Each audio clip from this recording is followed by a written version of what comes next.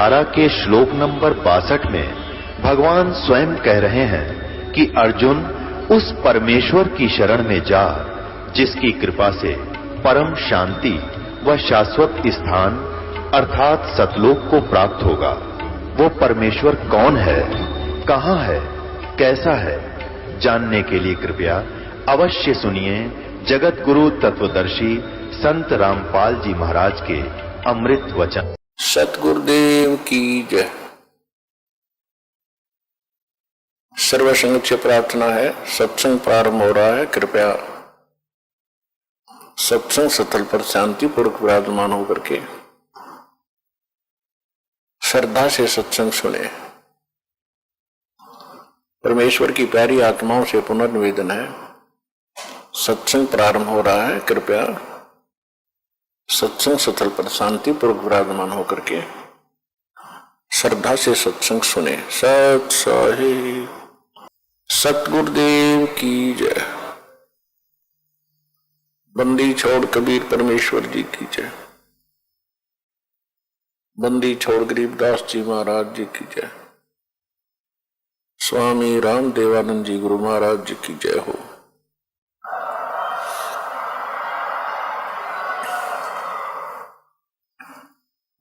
Grieve Namo Namo सतपुरुष को नमस्कार। गुरु के नहीं सुर नर मुनि जन साधुआ संतों सर्वस दे नहीं। सतगुरु साहेब संत सब दंडा तुम प्रणाम। आगे पीछे मत हुए तिनको जा कुर्बान। नराकार निर्विषम काल जाल वैभंजनम निर्लेपम निज निर्गुणम अकल अनुबेशंदनम। सोहम सुरति समापितम सकल समाना निर्तल। उज्ज्वल हिरंबर हरदमम बेपरवा अथाह वार पार निमज्जतम। ग्रीव जो सुमर सिद्ध होई गणनायक गलताना। करो अनुग्रह सोई पारस पद परवाना। आदि गणेश मनाऊं गणनायक देवन देवा।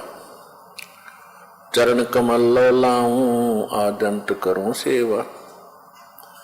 परम शक्ति संगीतम हृदय सिद्धि दाता सोई। अवगत गुण अतीतम सत्य पुरुष निर्मोही। जगदम्बा जगदीशम मंगल रूप मुरारी। तन मन अर्पों शीशम भक्ति मुक्ति भंडारी। सुर नर मुनि जन ध्यावे ब्रह्मा विष्णु महेशा। शेष सहस मुख गावे पूज्य आद गणेशा। इंद्र कुबेर सरीखा वरुण धर्मराज ध्यावे। समर्थ जीवन जी का मन इच्छा फल पावे। 33 कोटि अधारा ध्यावे 88। उतरे बहुदल पारा कट है यम की फांसी। 33 कोटि अधारा ध्यावे 88। उतरे बहुदल पारा कट है यम की फांसी। कर जोरों विनती करूं धरूं चरण पर शीश।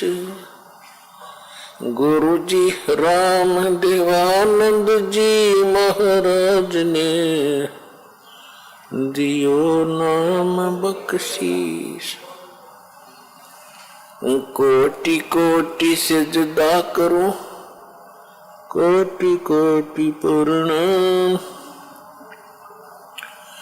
चरण कमल में राखियो मैं बांधी जाम गुलाम। कुत्ता हूँ गुरुदेव का रामपाल दास का नाम। गले प्रेम की जेवड़ी जाखे चोव जाऊं। तो करो तो हो बावड़ू। दूर दूर करो तो जाऊं। जो राखो तो ही रहूं। जो देवो सो खाऊं।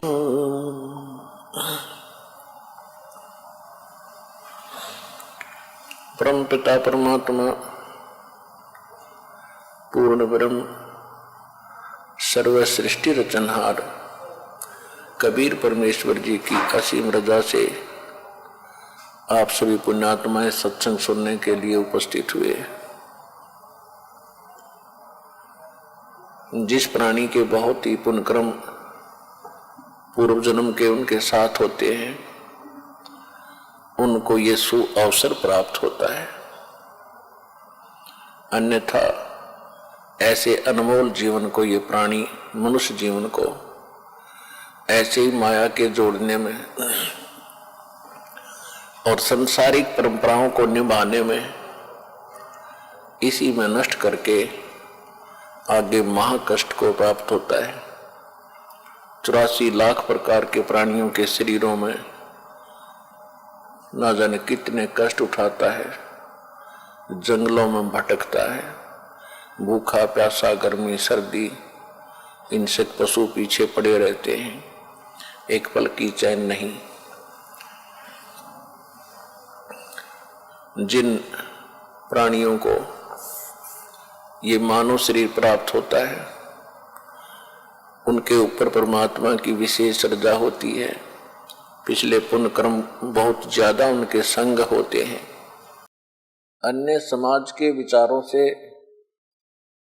हमने इतना अवश्य जान लिया कि निर्वाह के लिए हमने भरसक प्रयत्न करना चाहिए। यदि हम मेहनत प्रयत्न नहीं करेंगे तो भूखे मर जाएंगे, हमारे बच्चे नहीं पलेंगे। ये तो बात बिल्कुल सही है, लेकिन ये तो है संसार के विचार। अब हमें इस मनुष्य जीवन में यदि इतना ही कार्य करना था तो ये तो पशु पक्षी भी कर रहे हैं। मनुष्य भी अच्छी तरह प्यार से अपने बच्चों को पालते हैं। पक्षी अपने मुख में आहार लेकर आता है, अपने बच्चों को खिलाता है, अपने मुख से निकालकर बाद में स्वयं खाता है। तो हमसे भी ज्यादा लाड से प्यार से अपने बच्चों की परवरिश पक्षी भी करते हैं, और यही कर्म हम कर रहे हैं। तो मनुष्य जीवन का क्या लाभ हुआ?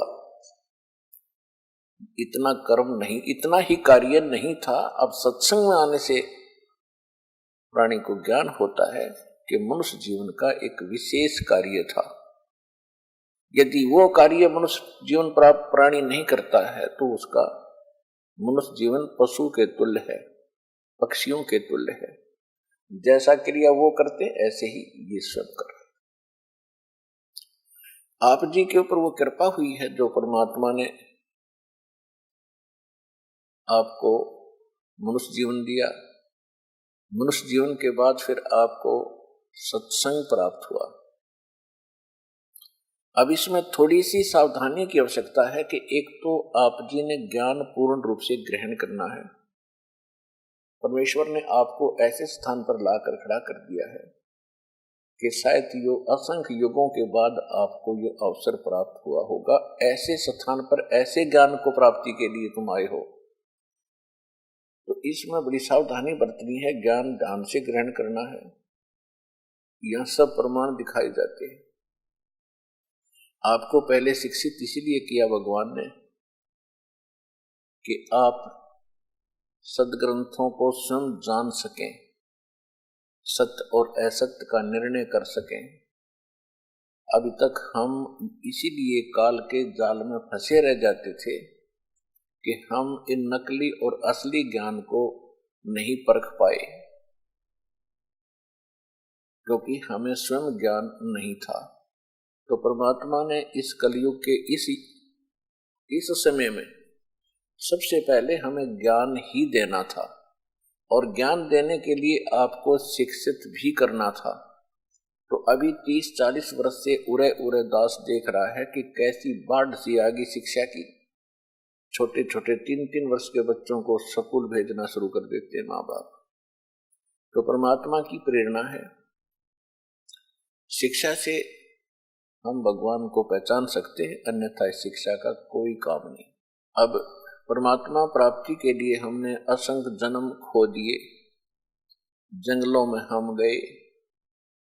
जब तक ये नहीं होगा तब तक आप कितनी भक्ति कर लो, जन्म और मृत्यु आपकी सदा बनी रहेगी, सदा कष्ट बने रहेंगे। पुण्य कर्म करोगे स्वर्ग चले जाओगे, पाप करोगे नरक चले जाओगे। स्वर्ग और नरक में पुण्य और पाप दोनों खाली करके फिर आप नए सिरे से पृथ्वी पर किसी पशु पक्षी या मनुष्य की यौन शरीर फिर प्राप्त कर लोगे, और उसके बाद फिर से वही पाप और पुण्य आपके इकट्ठे होना शुरू हो जाएंगे। तो ये असंख्य जन्म का ये झंझट हम झेल रहे हैं। अब ये सुअवसर प्राप्त हुआ है कि हम अब परमात्मा का ज्ञान ग्रहण करके जरा और मरण, जन्म और मरण, इनसे छुटकारा पा सकते हैं। उसके लिए एक प्रॉपर तरीका है। कोई भी कार्य हम करते हैं उसकी सफलता के लिए कुछ फार्मूले होते हैं, तो वो कंप्लीट फार्मूला इस दास के पास उपलब्ध है मोक्ष पाने का। यहाँ भी सुख, संसार में भी सुख, शारीरिक सुख, मानसिक सुख और कोई तीन ताप का कष्ट हो वो भी दूर होगा यदि श्रद्धा से भक्ति आप करोगे। तो परमात्मा के ज्ञान को और भक्ति मार्ग को पहचानने के लिए, सत्य और असत्य का निर्णय करने के लिए हमने कोई आधार मानना पड़ेगा। बगैर किसी आधार से हम सत्य और असत्य का निर्णय नहीं कर सकते। तो उसके लिए हम किस चीज को आधार माने? अभी तक जितने भी हमारे धर्म गुरु हुआ करते थे वो सभी यही कहते थे कि हम अपने जो सदग्रंथ हैं, शास्त्र हैं, वेद है, गीता है, पुराण है, इन पवित्र सदग्रंथों से हम आपको ज्ञान सुना रहे हैं। अब जैसा उन्होंने वेद और गीता और पुराणों को जाना था वो ज्ञान हमारे पास था कि हमारे धर्मगुरु ये बता रहे हैं कि वेदों में, गीता में, पुराणों में ऐसा लिखा है। उन्होंने क्या बताया था हमारे को कि ब्रह्मा विष्णु महेश और ये सभी अजरो अमर हैं, विष्णु और शंकर जी की भक्ति करनी चाहिए, ये अजन्मा है, इनके कोई माता पिता नहीं है। इन्होंने ये ज्ञान दिया था हमें वेदों का नाम लेकर कि वेदों में ऐसा लिखा है, पुराणों में ऐसा लिखा है।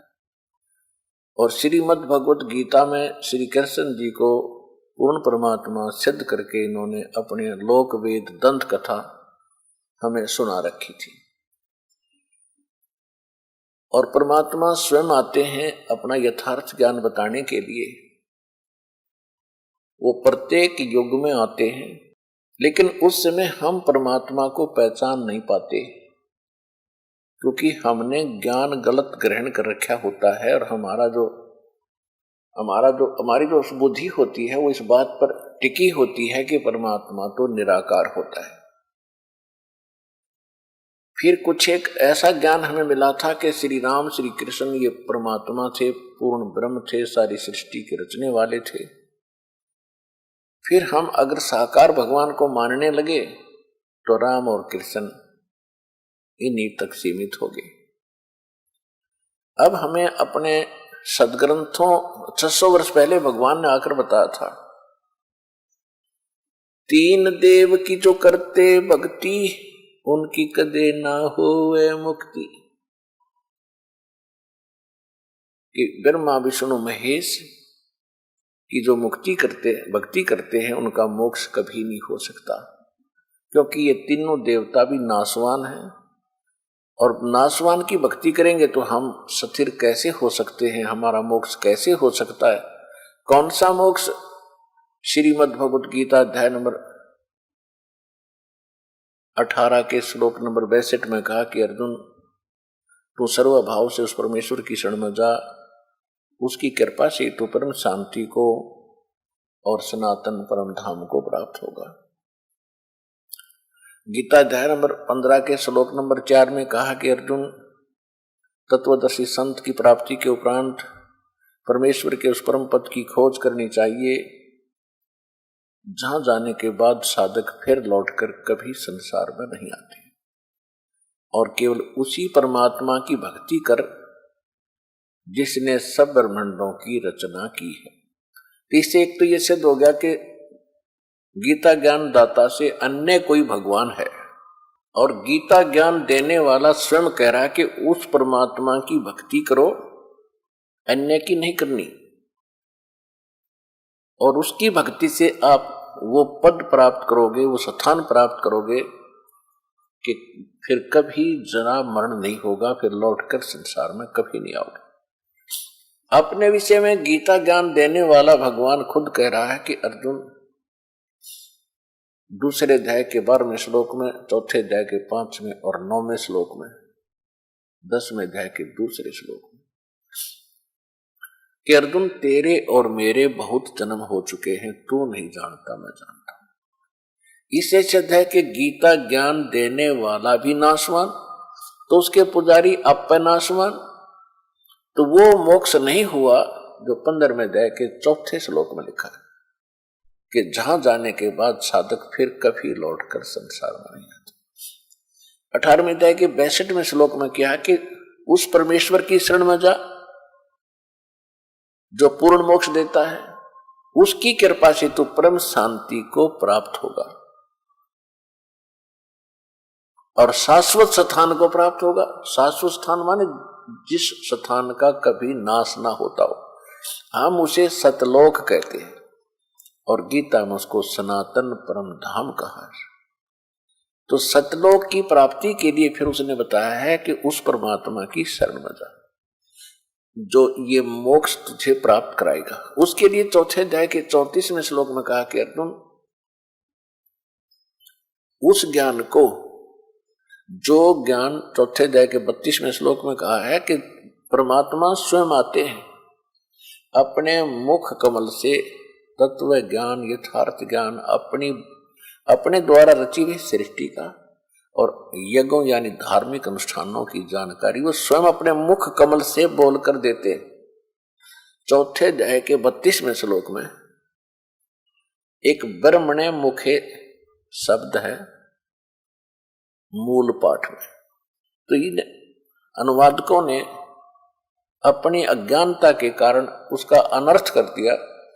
ब्रह्मणे मुखे का अर्थ कर दिया इन्होंने वेद की वाणी, ब्रह्मणे का अर्थ लिख दिया वेद, ये गलत कर दिया।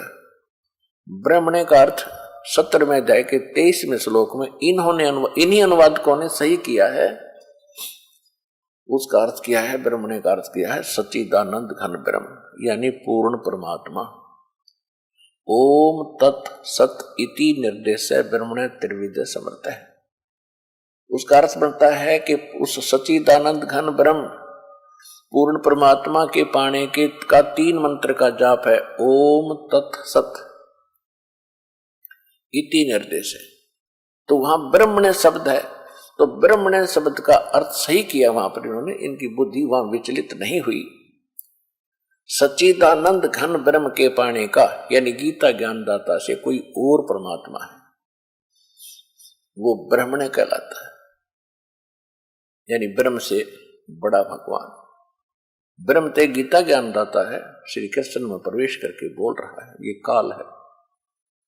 तो गीता अध्याय नंबर 4 के श्लोक नंबर 32 में लिखा है कि परमात्मा अपने मुख कमल से जो ज्ञान देता है स्वयं प्रकट होकर, वो ज्ञान है तत्व ज्ञान, वो यथार्थ ज्ञान है। उसके अंदर वो परमात्मा के पाने का कंप्लीट कोर्स है।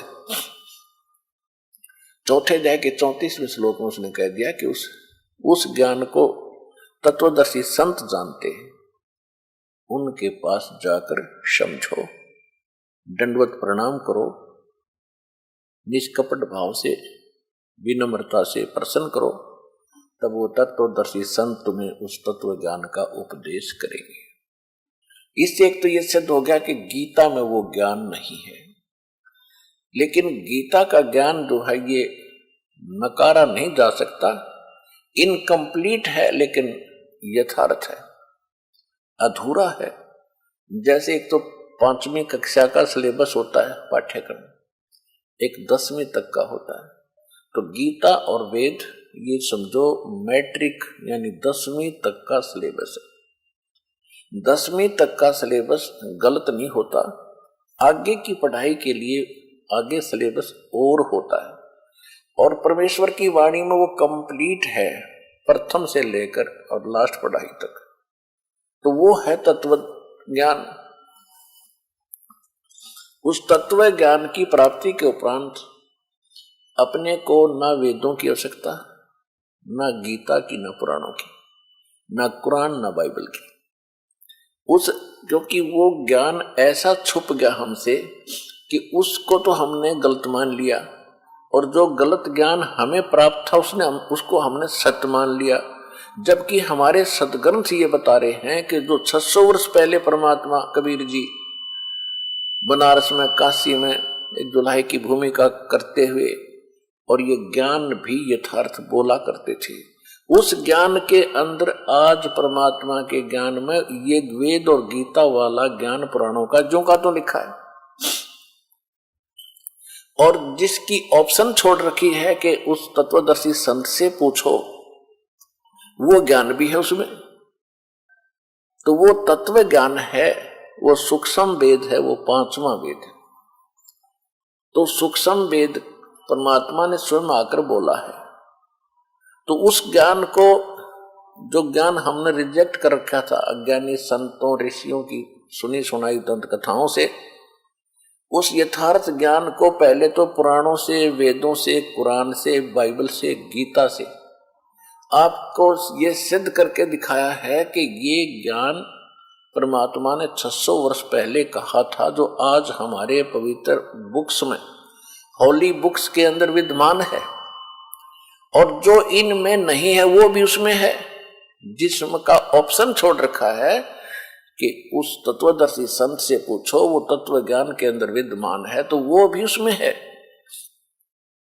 तो इन जो पवित्र इनकम्प्लीट होली बुक्स थी अपने पास, अधूरे सदग्रंथ थे, इनसे तो उस यथार्थ ज्ञान को कबीर साहिब की मुख से बोली वाणी को प्रूव किया है कि उसमें जो लिखा है वो 600 वर्ष पहले लिखा हुआ था। और आज हमारे सदग्रंथ जो इससे भी पहले के लिखे हुए थे, उनमें वही ज्ञान है जो भगवान स्वयं बताया करते थे। जितना उन्होंने बताया उतना इनमें भी मिल रहा है। तो इससे सिद्ध हो गया कि वो ज्ञान सारा ही शुद्ध सत्य है जो परमात्मा ने बोला था। ये तो एक फार्मूला हुआ हमें एक थ्योरेटिकली सिद्ध करने के लिए कि हम सदग्रंथों से ये सिद्ध करते हैं कि परमात्मा कैसा है, उसका प्रमाण कहाँ है। तो दूसरा होगा हम एक प्रैक्टिकल जिसने किया है। तो प्रैक्टिकल के अंदर थ्योरी वही होती है जो पहले हमारी अवेलेबल होती है सिलेबस में, उस थ्योरी को ही देखकर हम फिर प्रैक्टिकल करते हैं। जिन महापुरुषों ने उसी सिद्धांत से जो प्रैक्टिकल किया, उन्होंने भी फिर वही बताया है कि परमात्मा कैसा है, कौन है, कहाँ रहता है। और जिस प्रैक्टिकल से यानी जिस साधन से, जिस फार्मूले से उन्होंने परमात्मा को पाया, उनकी अमृत वाणी में वो मंत्र लिखे हुए हैं कि हमने ये मंत्र जाप किया तो हमारा उद्धार हुआ। ये पूरा अध्यात्म मार्ग है, इन 2 पॉइंटों पर निर्भर करता है।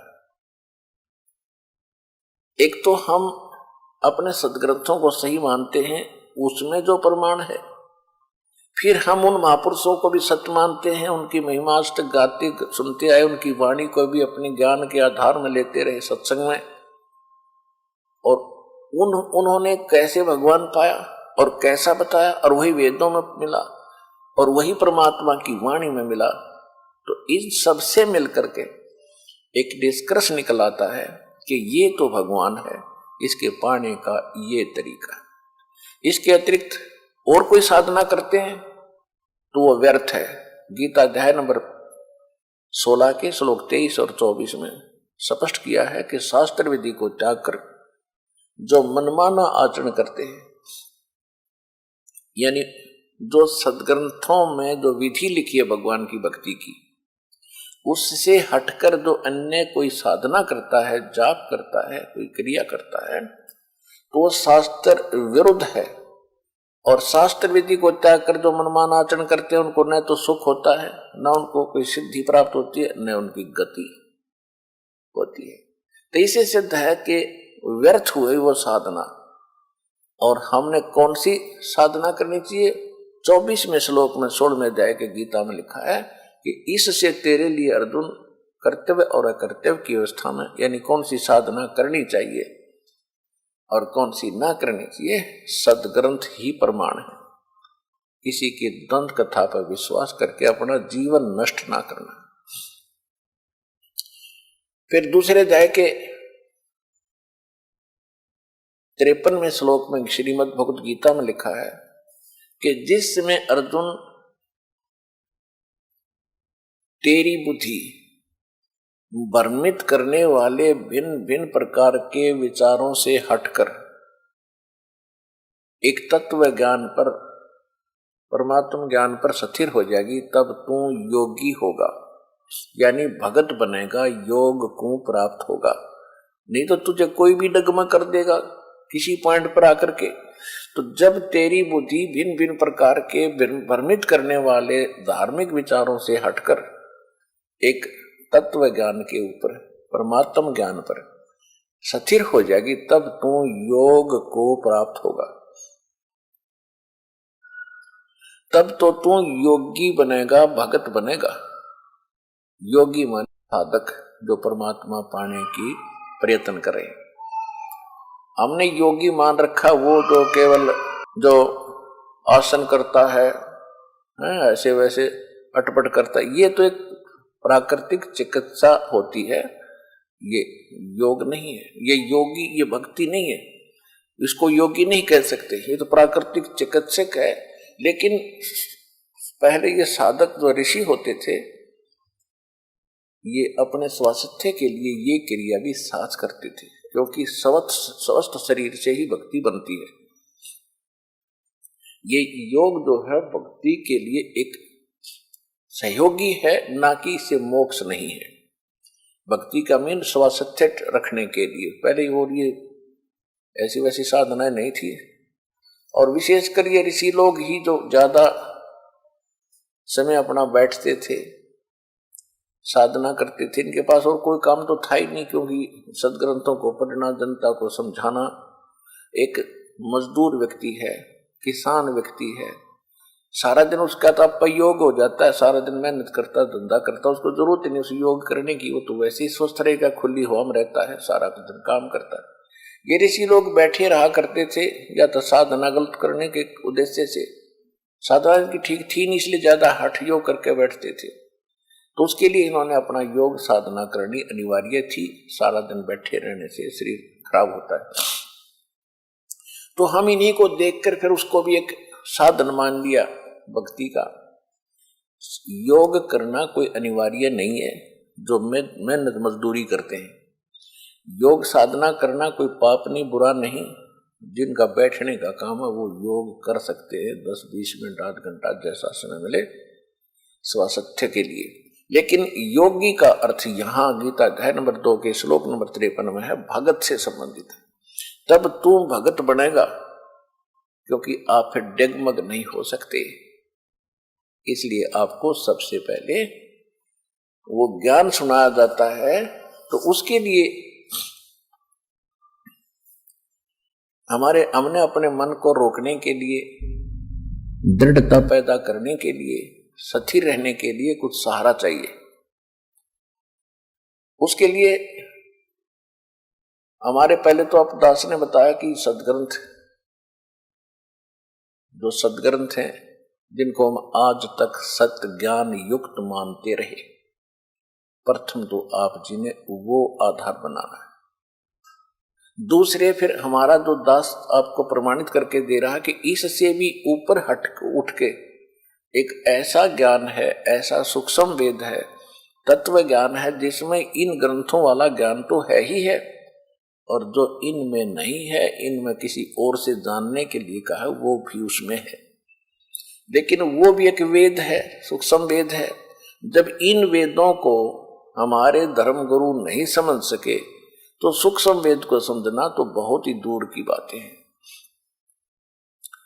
आप जी के रूबरू दास ने बहुत बार किया है कि वेदों में परमात्मा मनुष्य दृश्य है, साकार है, और वो ऊपर एक स्थान पर रहता है, वो सतलोक में रहता है और वहां पर राजा के समान विराजमान है और उसके सिंहासन यानी तख्त के ऊपर बैठा है।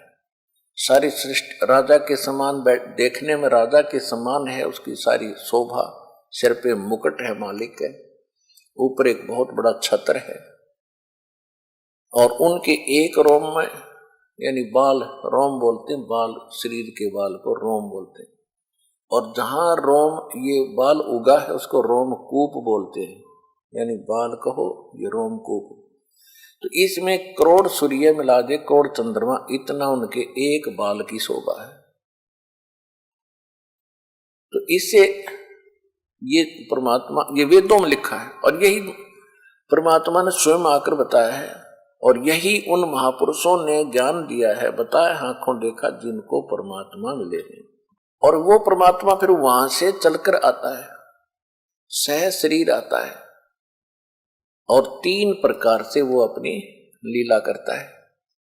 3 प्रकार के शरीर से 3 प्रकार की अपने लीला में शरीर बनाकर करता है। एक तो वो ऊपर बैठे रहते हैं, दूसरा जब संसार में आते हैं प्रत्येक युग के अंदर एक शिशु रूप धारण करके किसी सरोवर के अंदर कमल के फूल पर विराजमान होते हैं, वहां से उनको निसंतान पति पत्नी दंपति उठा ले जाते हैं, वहां उनके घर उनकी परवरिश होती है और भगवान की परवरिश बालावस्था में कंवारी गायों से होती है। ऐसा हमारे वेद बताते हैं। ऋग्वेद मंडल नंबर 9 सूक्त 1 मंत्र 9 में ये प्रमाण है कि उस नवजात शिशु रूप में प्रकट परमात्मा की परवरिश की लीला कंवारी गायों के द्वारा होती है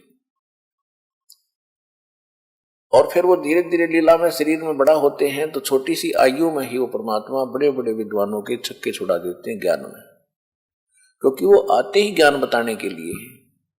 तो इसी लीला में परमात्मा इसी प्रकार लीला करते हुए आज से 600 वर्ष पहले भगवान वो पूर्ण परमात्मा काशी के अंदर बनारस शहर में एक लहर तारा नामक तालाब था, उसमें कमल के फूल खिले हुए थे और लहर तारा तालाब जो है गंगा दरिया के जल से जो वर्षा के दिनों में ओवरफ्लो हो करके गौ घाटों पर से उतर कर एक सरोवर का रूप धारण कर लेता था और सारा साल उसका निर्मल जल रहता था। उसमें कमल के फूल उगे हुए थे। कमल के फूल पर आकर परमात्मा सतलोक से आकर विराजमान हुए और नवजात शिशु का रूप बनाकर वहां कमल के फूल पर वो विराजमान हो गए। इनके प्रत्यक्ष दृष्टा थे ऋषि अष्टानंद। अष्टानंद नाम के एक ब्राह्मण ऋषि थे। उसमें स्वामी रामानंद एक बहुत बड़े विद्वान माने जाते थे, वेद और गीता के पुराणों के। तो उनके शिष्य थे अष्टानंद जी। अष्टानंद जी प्रतिदिन उसी सरोवर पर स्नान करने के लिए जाया करते थे। गर्मी का मौसम था, ज्येष्ठ उतरते की पूर्णमासी, ज्येष्ठ सुदी पूर्णमासी को प्रतिदिन की तरह अष्टानंद भी अपनी साधना कर नहाकर स्नान करके साधना करने के लिए तत्पर थे। उधर से परमात्मा सतलोक के नवजात शिशु रूप में आ रहे थे। उनका बहुत ज्यादा तेज था, जैसे तारा सा टूटता है। अष्टानंद जी ने देखा कि प्रकाश इतना गजब का प्रकाश किस चीज का है। जो ही उसने चरम दृष्टि से देखना चाहा, उसकी आंखें बंद होगी, इतना नूर था, इतना तेज था। जैसे हम सूर्य की ओर देखते हैं तो हमारी चरम दृष्टि सूर्य के प्रकाश को सहन नहीं कर पाती, आंखें बंद हो जाती। बंद होने के बाद हमें परमात्मा की सूर्य का जो प्रकाश रहित आकार होता है, केवल वो दिखाई देता है। इसी प्रकार जब अष्टानंद जी ने ऊपर से आ रहे प्रकाश पुंज को देखा, उसकी आंखें उसको सहन नहीं कर सकी, आंखें बंद हुई, साइड में कर ली। तो क्या देखा कि उसने एक नवजात शिशु देखा, प्रकाश रहित शरीर उसका, और उसी का वो प्रकाश था। फिर आंखें खोली तो क्या देखा कि वो प्रकाश एक कोने में लहर तारा तालाब में सिमट गया। अंधेरा था, ब्रह्म मुहूर्त यानी सूर्य उदय होने से लगभग 1.5 घंटा पूर्व की बात थी पहले। उसको फिर कुछ दिखाई नहीं दिया, अपनी आंखों में जरूर उसके प्रतिबिंब बन गया था बच्चे का, वो कुछ देर में समाप्त हो गया। अब उसने सोचा भी ये तो बहुत ही अजीबोगरीब दृश्य मैंने देखा है। अब भगत साधक को कोई समस्या आती है भक्ति मार्ग में तो अपने गुरु जी से ही समाधान चाहते हैं। अष्टानंद जी अपने गुरु जी के पास चले गए, रामानंद जी के पास, अपनी शंका का समाधान कराने के लिए। स्वामी रामानंद जी विष्णु जी के पुजारी थे और वेदों के प्राकांड ज्ञाता माने जाते थे, पुराणों के बड़े विद्वान माने जाते थे, गीता उनको कंठस्थ याद थी। अब इन विष्णु जी के जो पुजारी थे वो पंडित स्वामी रामानंद जी, तो आज तो आप बहुत आसानी से समझ सकते हो कि फिर वो कितनी वेदों को समझा होगा और कितना उसने पुराणों को जाना होगा। फिर भी उस आधार से उस समय वो बड़े विद्वान माने जाते थे और 1400 ऋषि प्रचारक बना रखे थे, उनमें से एक अष्टानंद जी भी थे। फिर परमात्मा कबीर जी की कृपा होने के बाद उसने 84 और बनाए थे शिष्य, 1484 शिष्य थे रामानंद जी के कुल मिलाकर। तो कहने का भाव यह है कि रामानंद जी से अष्टानंद जी ने जाके अपनी शंका व्यक्त की कि आज मैंने ऐसे ऐसे एक आकाश से आता हुआ प्रकाश पुंज देखा, मेरी आंखें गुरुदेव सहन नहीं कर सकी, चरम दृष्टि बंद होगी। उसके बाद मैंने प्रकाश रहित एक शिशु देखा, प्रकाश रहित शिशु का रूप की वो प्रतिमा सी बन गई मेरे आंखें आगे, वो देखी मैंने प्रतिबिंब।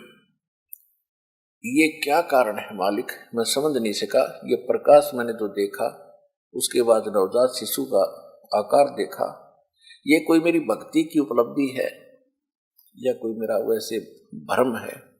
तब स्वामी रामानंद जी ने कहा कि ऊपर के लोकों से जब कोई अवतार गण आते हैं उनके ये लक्षण होते हैं, और यहाँ वो किसी काशी में किसी माँ के गर्भ में जन्म प्रवेश करेंगे, 9 महीने के बाद वो फिर बाहर आएंगे।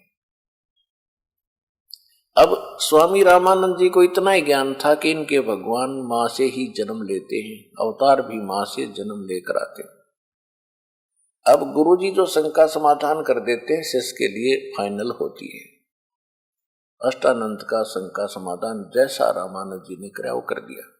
उधर से एक नीरू नीमा नाम के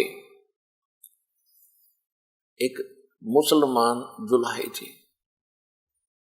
इसी जन्म में वैसे वो ब्राह्मणी थे। गौरी शंकर नाम था नीरू का, सरस्वती नाम था नीमा का। मुसलमानों ने उनको जबरदस्ती मुसलमान बना दिया था, जिस कारण से पहले वो शंकर जी के पुजारी होने के नाते शंकर जी की शिव कथा सुना करके वो अपना रोजी रोटी चला रहे थे। फिर ब्राह्मणों ने जब देखा, उन धर्म गुरुओं ने, ब्राह्मण जो पहले से ही गौरी शंकर से ईर्ष्या रखते थे, क्योंकि गौरी शंकर एक निस्वार्थ ब्राह्मण थे, निस्वार्थ कथा करते थे, किसी को बहकाते नहीं थे, ना श्राद्ध कर्म करते थे, ना किसी को मूर्ख बनाते थे, तुम पर करड़ाई है, इतने पैसे दे दो, इतने कपड़े रख दो। वो केवल भगवान की कथा सुना के अपना जो दक्षिणा आती थी उस दक्षिणा से अपना गुजारा कर रहे थे। फिर मुसलमान और दूसरे जो वो ब्राह्मण थे जो लोगों को ठगते थे, अपना रोजी रोटी चला रहे थे, वो उससे ईर्ष्या करते थे क्योंकि सभी उसके प्रशंसक बन गए थे। जिस कारण से मुसलमानों का दाव लग गया कि ये ज्यादा प्रचार गौरी शंकर कर रहा है हिंदू धर्म का, और क्यों ना इसको मुसलमान बना दें। और दूसरे जो धर्म गुरु हैं जो जनता को बहकाते हैं लड़ने मरने के लिए, वो पहले से इसके विरोधी है, वो कुछ करेंगे ही नहीं। और ऐसा ही हुआ। तो नीरू नीमा गौरी शंकर सरस्वती से उनका नाम बदल दिया, गौरी शंकर का नाम रख दिया नूर अली, उसको फिर नीरू कहने लगे। और सरस्वती का नाम रख दिया नियामत, उसको नीमा कहते हैं। ऐसे अपभ्रंश गांव में छोटे नाम बना लेते हैं। तो नीरू और नीमा नाम से वो प्रसिद्ध हो गए। तो नीरू नीमा निसंतान थे, उम्र 60 के आसपास हो चुकी थी। भले ही वो मुसलमान बन गए थे लेकिन फिर भी भगवान शंकर की याद उनको हमेशा बनी रहती थी। तो एक दिन नीमा ने विशेष उसी दिन स्नान कर, और उनको गंगा में स्नान करना बंद कर दिया उस घाट पर जहां ब्राह्मण नहाते थे गंगा में। तो उनके लिए समस्या आ गई स्नान करने की, प्रतिदिन स्नान करना उनके लिए अनिवार्य था। तो वो भी स्नान करने के लिए प्रतिदिन उस लहर तारा तालाब पर जाया करते थे। जिस दिन परमात्मा वहां सतलोक से चलकर आए, कमल के फूल पर लहर तारा तालाब में प्रकट हुए, अष्टानंद जी ने उनको देखा। उसके बाद उसी दिन सुबह सुबह उसी वक्त उठकर वो दिल्ली आते थे ब्रह्म मुहूर्त में। तो नीरू नीमा दोनों अपने घर से चलते हैं कुटिया से।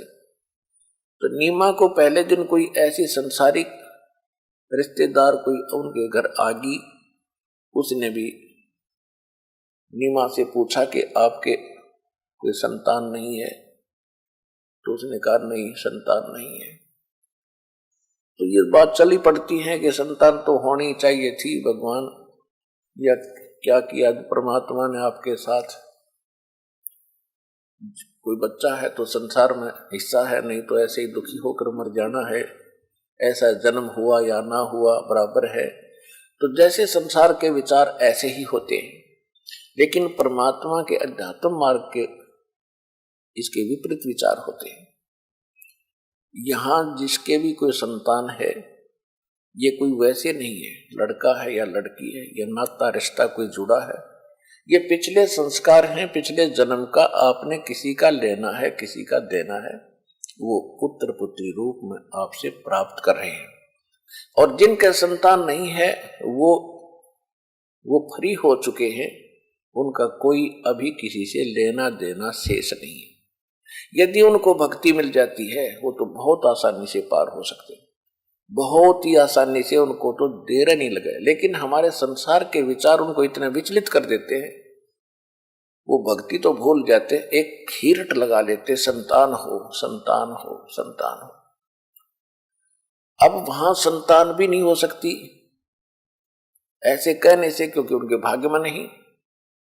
कहां कबीर परमात्मा पूर्ण ब्रह्म सतपुरुष की भक्ति परम संत उसके नुमाइंदे से लिए बिना, जैसे इस दास, यह दास आज के दिन विश्व में परमात्मा का वो कृपा पात्र दास है जिसके पास कंप्लीट भक्ति मार्ग है पूर्ण, और जो भगवान सुख देता है परमात्मा इस दास के माध्यम से आपको सारे देगा, कि उसका विधान है। जो इस दास के अतिरिक्त या परमात्मा आए थे उसके अतिरिक्त अन्य कहीं भी भक्ति भी कर रहे हैं, और उनके कोई ऐसी आपत्ति है जैसे संतान के ऊपर बात चल रही है, तो वो वहां तो संतान उनको मिलनी ही नहीं, और तो वो रट लगाकर फिर क्या करते हैं, कोई बच्चा गोद लेते हैं किसी का। अब ठीक है, बच्चा गोद ले लिया, बड़ा होकर के बच्चा तो देखो अपना हो चाहे गोद वाला हो, अपने जिनकी संतान है उनको मालूम है, बड़े होकर शादी होने के बाद बच्चे कितना उनके अनुकूल चलते हैं, वो अपने हिसाब से चला करते हैं। तो उसको अंत में जिन्होंने बच्चा गोद लिया है, अंत में उसका विवाह भी होगा, उसके बच्चे भी होंगे, वो फिर बूढ़ा बुढ़िया बाद में बैठकर रोते हैं कि देखा हमसे ये ऐसा व्यवहार कर रहा है, हमारा अपना बच्चा होता तो क्या ये ऐसे करता, यानी फिर उससे भी छिक लेंगे वो, लास्ट में उससे भी तंग आ लेंगे। और फिर विशेषकर माई के मन में यह बात निकलती नहीं मन से कि भगवान मेरा अपना बच्चा होता, मेरा संतान नहीं हुई, इससे कसक में वह मर जाती है। अब काल कितना जालिम है, ये कुछ सुख तो दे नहीं सकता, दुख दे सकता पूरा। फिर वो क्या बनती है वो बहन, अगले जन्म में उसको कुतिया का जन्म मिलता है, क्योंकि संतान की भूखी मरी थी, कुतिया बन गई। अब काल मजे लेता है उसके कि ले तू संतान पैदा कर करके छक ले, एक एक ब्यात 8 साल में 2 पूरे कर ले, अपनी कसर काट ले। फिर बनाओगा सूरी, उसने सूरी ले, फिर 12 कट्ठे पैदा कर ले, ये भी तो संतान है, वो किनारी संतान थी। तो वह दुर्गति और मोल ले ली उस बहन ने, वहां भक्ति भी नहीं थी और वह संतान भी नहीं मिलनी थी। और यहां क्या होगा, भगवान के शरण में आने से एक तो ज्ञान होगा, अगर परमात्मा चाहेगा तो आपको संतान भी देगा। भगवान के हाथ में सब कुछ, 1 मिनट में हाथ जुड़वा देगा भगवान। लेकिन यहां उद्देश्य आपका मोक्ष कराना होना चाहिए, आपका उद्देश्य मोक्ष कराना होना चाहिए, ना कि केवल ये व्यर्थ की डिमांड ही लेकर बताना।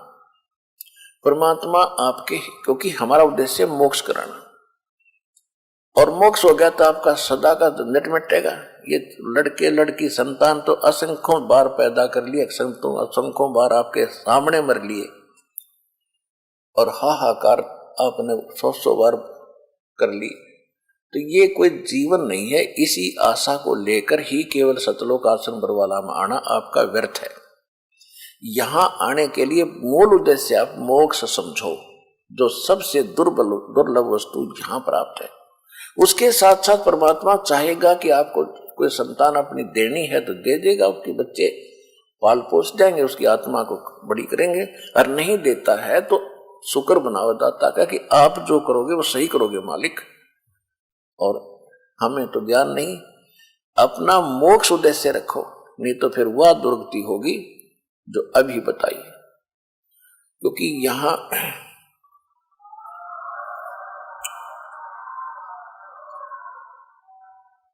तो यहां पर परमात्मा की शरण में आने के बाद एक तो ज्ञान ऐसा आपको निर्मल मिलेगा, शंका समाप्त हो जाएगी आपकी।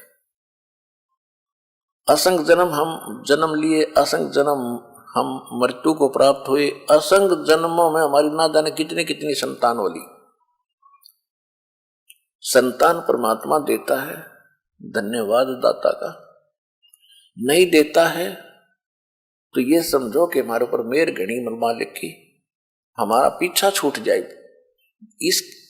क्योंकि जब आप यहां से जाते हो संसार में तो आपको 100% 100% लोग उन विचारों के मिलेंगे जो ये कहेंगे कि वे संतान तो चाहिए थी, एक बालक तो होना चाहिए था। तो फिर उस बहन के, उस भाई के जो संतान नहीं है, उनका फिर वो इंजेक्शन लगा देते हैं और वो फिर प्रेरित तड़प जाते हैं बच्चों के ही लिए। तो उसकी उनके लिए यहां आना अनिवार्य है। परमात्मा चाहेगा तो पता नहीं कितनी संतान दे देगा। ऐसे ऐसे भी दास ने देखे जो 50 साल की उम्र हो गई थी, 55 साल की, तब उनको संतान दे दी। लेकिन सच्ची लौ देख कर, सच्ची आस्था देखकर कि ये केवल बच्चे नहीं, अब ये मोक्ष भी मांग रहे हैं, तब बच्चे देगा आपको। और तुम केवल बच्चे मांगोगे, कतई नहीं देगा, क्योंकि आपको नरक में थोड़ा डालना परमात्मा ने। तो हमने सबसे पहले ज्ञान समझना है। यहां पर हजारों की संख्या में आपको दिखा दूंगा जिनके 8-8 साल बयान हो गए थे, 20-20 साल हो गए थे, 15-15 वर्ष हो गए थे, उनके आज हाथ जुड़वा दिए दाता ने, इकट्ठे 2-2 दे दिए एक बार। तो कहने का भाव यह है कि जब आपकी आस्था यहां हो जाएगी ना, भगवान मन तब मोक्ष दो, तब देगा आपको। और तुम यही मांगो कि बच्चा हो और आपने वो नरक में डाला कि अपने मानो बच्चा ऐसी गलती कर दे, जेल में आप भी हो और वो बच्चा भी हो, तो ऐसा परमात्मा थोड़ी फांसी गाल देगा आपका। तो इन बातों को आपने बड़ा ध्यान से विचार करना है जो दास वचन बोल रहा है। और फिर जब सच्चे दिल से आप ये कहो कि परमात्मा मोक्ष हो हमारा, उचित समझो तो दाता आप तो जानी जान है हमारे भविष्य में क्या होना है, आप अपने हिसाब से करियो। जब हृदय से ये पुकार करोगे फिर मालिक आपने सब सुविधाएं जो अनुकूल होंगी देगा। अब नीमा को कोई रिश्तेदार आकर, उसकी रिश्तेदार ने उसको ऐसी कथा सुना दी, वह सारी रात करवट लेती रही और मन में एक करट ला रही थी, हे भगवान एक जातक दे देते, हे परमात्मा एक बच्चा दे देते, हे शंकर भगवान क्या आपके घर में बच्चों की कमी पड़ गई, आप तो महादेव हैं, सबके मालिक हैं, कुछ भी कर सकते हो। अपने पति नीरू के साथ चल पड़ी नीमा। नीरू ने कहा कि नीमा रो मत, वृद्धावस्था होती जा रही है, रोने से आंखें भी खराब हो जाएंगी, संतान हमारे है नहीं, कोई बुढ़ापे में उंगली पकड़ने वाला भी नहीं है, तो आंखें और फोड़ देगी। यदि हमारे भाग्य में होता तो भगवान शंकर हमें अवश्य प्रदान कर देते। अब हमारे भाग्य में है नहीं तो क्यों बार बार भगवान से याचना करके अपनी आंखें खराब करेंगे। ऐसे कहते कहते वो पहुंच गए वहां पर जहां परमात्मा प्रकट हो चुके थे, कमल के फूल पर। वो गए थे स्नान करने के लिए। पहले नीमा स्नान करके आई, अंधेरा था, सूर्य उदय होने से पहले 1.5 घंटा, जून का महीना यानी 4 बजे के आसपास नीमा स्नान करके सरोवर से बाहर आ गई और नीरू स्नान करने के लिए प्रवेश हुआ। जब नीमा जिस वस्त्र को लपेट कर नहा के आई थी, उस कपड़े को धोने के लिए पुनः गई किनारे पर, सरोवर के किनारे पर, तो क्या देखा कि उस समय तक थोड़ा थोड़ा रोशनी सी होने लगी थी। कमल के फूल पर परमात्मा ने नवजात शिशु के रूप में अपने एक पैर को हिला रहे थे। नीमा ने देखा कोई वस्तु हिल रही है सामने सरोवर में, और साथ में उसका पति स्नान कर रहा था। उसको शंका हुई कि शायद कोई सर्प है, फन उठाए हुए है। जब उसने ध्यान से देखा तो देखा कि बच्चा है और कमल के फूल पर बालक, छोटा सा नवजात शिशु। उसने अपने पति से कहा कि देखियो जी, देखियो कमल के फूल पर एक बच्चा है, इसको उठाइयो नहीं तो डूब जाएगा। अब नीरू स्नान कर रहा है से, तो वो कहने लगा कि नीमा तू कति मेंटल होली, अब तुझे जल में भी बालक दिखाई देने लगे। मैंने बहुत बार समझा लिया है, तू छोड़ दे इस आशा को, भगवान पर विश्वास कर। तो उसने फिर जोर से कहा कि देखो जी मैं सच्ची कह रही हूं, देखियो सामने देखो। जब उसने उसकी कसक भरी आवाज सुनी नीरू ने, तो जिधर वो संकेत करे थी उधर ध्यान गया तो क्या देखा, एक नवजात बच्चा कमल के फूल पर था। उसने कमल समेत तोड़ दिया, फूल के समेत तोड़कर अपनी पत्नी को थमा दिया। अब नीमा उस बच्चे को लेकर के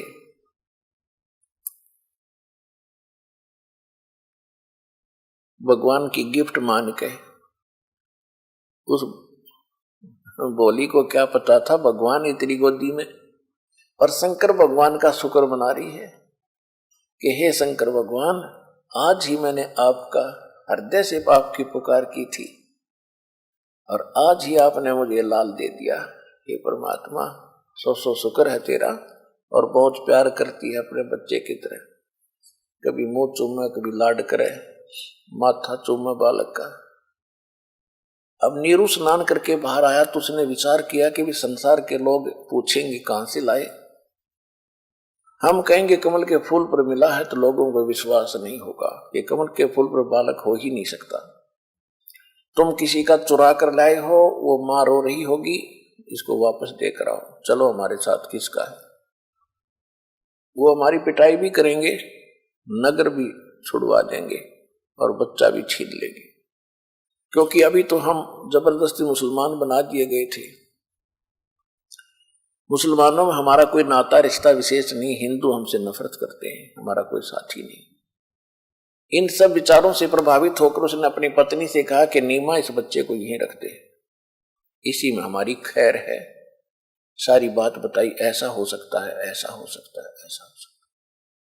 नीमा ने कहा कि मैं इस बालक को छोड़ नहीं सकती, मर सकती हूं, ना जाने इस बच्चे ने मेरे ऊपर क्या जादू कर दिया, मैं इसके बिना एक पल नहीं रहूंगी।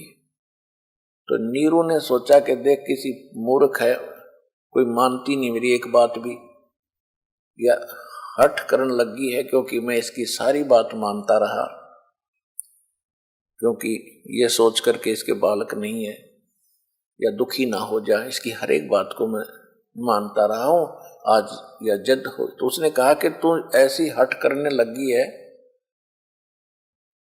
तू मेरी नम्रता का नाजायज फायदा उठा रही है नीमा। मैंने आज तक तेरे को कुछ नहीं कहा, किसी बात का विरोध नहीं किया, लेकिन ये बात जो मैं बता रहा हूं, ये घटना हमारे साथ घट सकती है, तो इसने छोड़ दे, नहीं तो तेरा थप्पड़ मारूंगा। ऐसा उसने पहली बार अपनी पत्नी की तरफ दुखी होकर के हाथ करना चाहा था। उसी समय परमात्मा नवजात शिशु के रूप में नीमा की गोदी में बोले कि नीरू, मैं तुम्हारे लिए आया हूं, तुम्हें कोई कुछ नहीं कहेगा, तुम मुझे घर ले चलो। अब नीरू घबरा गया कि छोटा सा बालक बोलता है, इसमें हो सकता है कोई भूत हो, प्रेत हो, कोई जंद हो, और नहीं ले जाऊंगा तो यू यही मेरा काम कर देगा। तो डर के आगे आगे चल पड़ा, पीछे पीछे नीमा उसको लिए भगवान को चल रही है। इतना सुंदर स्वरूप था मालिक का कि उस समय जुलाहों में ऐसा बच्चा नहीं होता था। तो वहां जाकर के जो भी देखे वही कहे कहां से लाए हो, कि ऐसे कमल के फूल पर मिला है। वो तो भूल भाल के कमल पे फूल पे कहां से आ गया, लेकिन उस बच्चे की सुंदरता को देख देख कर हैरान रहने लगे। कोई कहे तो फरिश्ता है, कोई कहे ब्रह्मा का अवतार, कोई कहे विष्णु जैसा सुंदर है, कोई कहे श्री के शंकर भगवान जैसी अच्छी आत्मा है। तो ऐसे ऐसे सब अपनी अपनी अटकलें लगाने लगे। और इसी प्रकार परमात्मा, फिर क्या हुआ कि 25 दिन के हो गए परमात्मा, 25 दिन तक उस मालिक ने कुछ खाया पिया नहीं। अब नीमा रोज चिंतित हो रही है कि बच्चे को चाहिए डेली आधा किलो दूध, 1 किलो दूध पीवे, और ये पानी भी ना पीता, अब ये मरेगा। 1 दिन, 2 दिन, 10 दिन, 20 दिन, 25वें दिन उसने फाइनल हो गया कि ये कभी भी मर सकता है। और बच्चा परमात्मा ऐसे ऐसे शरीर फल रहा है, ऐसे फूल रहा है जैसे बालक डेली किलो दूध पीता हो, और पी कुछ नहीं रहे, फिर भी इतने स्वस्थ और ऐसे शरीर खूब खिल रहा है, सुंदर है। अब ये तो परमात्मा थे, लेकिन जीव को विश्वास कैसे हो जब तक बालक खावे पीवे नहीं, तो वो कुछ ही मिनटों का मेहमान माना जाता है। इसी दृष्टिकोण से नीरू और नीमा दोनों चिंतित हो गए। 25वें दिन नीरू गया रामानंद जी के पास। रामानंद जी ब्राह्मण थे, लेकिन शिष्य नहीं बनाते थे किसी को। ऐसे कोई दुखी जनता जाती थी तो उसको दूर से बता देते थे समाधान, कि ऐसा कर देना, ऐसा कर देना, ऐसा दान कर देना, तुम्हें सुख हो जाएगा। तो नीरू ने जाके बताया कि मुझे ऐसे ऐसे एक बालक मिला जंगल में, हम नहीं संतान थे, अब वो बच्चा कुछ खा पी नहीं रहा है। तो रामानंद जी ने कहा कि आपके जो पुत्र है तुझे प्राप्त हुआ, भगवान ने दिया है, ये कोई सिद्ध पुरुष है, पिछले जन्म का कोई पुण्यकर्मी प्राणी है, तेरे घर पर तुझे प्राप्त हुआ है, तो ये पिएगा कुंवारी गाय का दूध लाओ उसके लिए। कुंवारी गाय कैसे दूध देगी, कि उसके पास खड़ा कर देना और वो अपने आप उसी की कृपा से दूध शुरू हो जाएगा। यह नीरू का जची नहीं बात कि पंडित जी वैसे मैंने बहका रहा है, कुंवारी गाय दूध कभी देती है। तो तो वो मन मार कर आकर घर बैठ गया, अपनी पत्नी को भी नहीं बताया। उधर से परमात्मा, वो ज्यादा रो रही थी नीमा उस दिन के परमात्मा, या तो यो बच्चा कुछ खा पी ले और ये मरेगा तो साथ मरूंगी मैं, अब मैं इस बच्चे बिना जी नहीं सकती। तो हे शंकर भगवान, या तो ये बालक देना नहीं था और दे कर ले रहे हो, ये परमात्मा यो दुख सहन नहीं होगा। उधर से परमात्मा कबीर जी ने प्रेरणा की शंकर भगवान को शिव मंडल अपने शिवलोक में एकदम कसक हुई कि तुझे कौन पुकार रहा है। तो वहां से साधु रूप बना के शंकर भगवान काशी में प्रकट हुए। आके उस माई से कहा कि माई क्यों रो रही हो, क्या बात है। माई की हिचकी बंधी हुई थी नीमा की, ठीक से बोल भी नहीं निकल रहा था। माई ने कहा कि महाराज आप ना सुनो मेरे दुख ने, आप भी रोने लग जाओगे, मेरा इतना दुख है। फिर भी उसने, शंकर भगवान ने कहा कि माई कहते हैं अपने दुख को बता दे तो हल्का हो जाता है, मेरे सत्र का कोई कार्य होगा तो मैं तेरी मदद करूंगा, कुछ हो सकता समाधान निकला। तो उसने बताया कि ऐसे ऐसे हम पहले निसंतान थे, पहला दुख हमें हुआ कि हम मुसलमान बना दिए, फिर हमारा कोई संतान नहीं, हम शंकर जी के पुजारी थे, आज भी हम भगवान उसी को याद करते हैं। और उसको याद करते करते मेरी एक दिन भगवान ने सुने कि कमल के फूल पर एक बालक मिल गया, ये बच्चा, और ये अब कुछ खा पी नहीं रहा है, 25 दिन का हो गया है, जल भी नहीं पीता, दूध भी नहीं पीता, ये मरेगा ही मरेगा तो साथ मैं मरूंगी, महात्मा जी मैंने फाइनल कर दिया। तब शंकर भगवान ने कहा कि वो तेरा बेटा कहाँ, उसको लाइएगा। नीमा लाई उठा के, नीमा ने सोचा इस महात्मा के चरणों में रख दूं, ये जीवन दान दे दे मेरे बेटे ताई।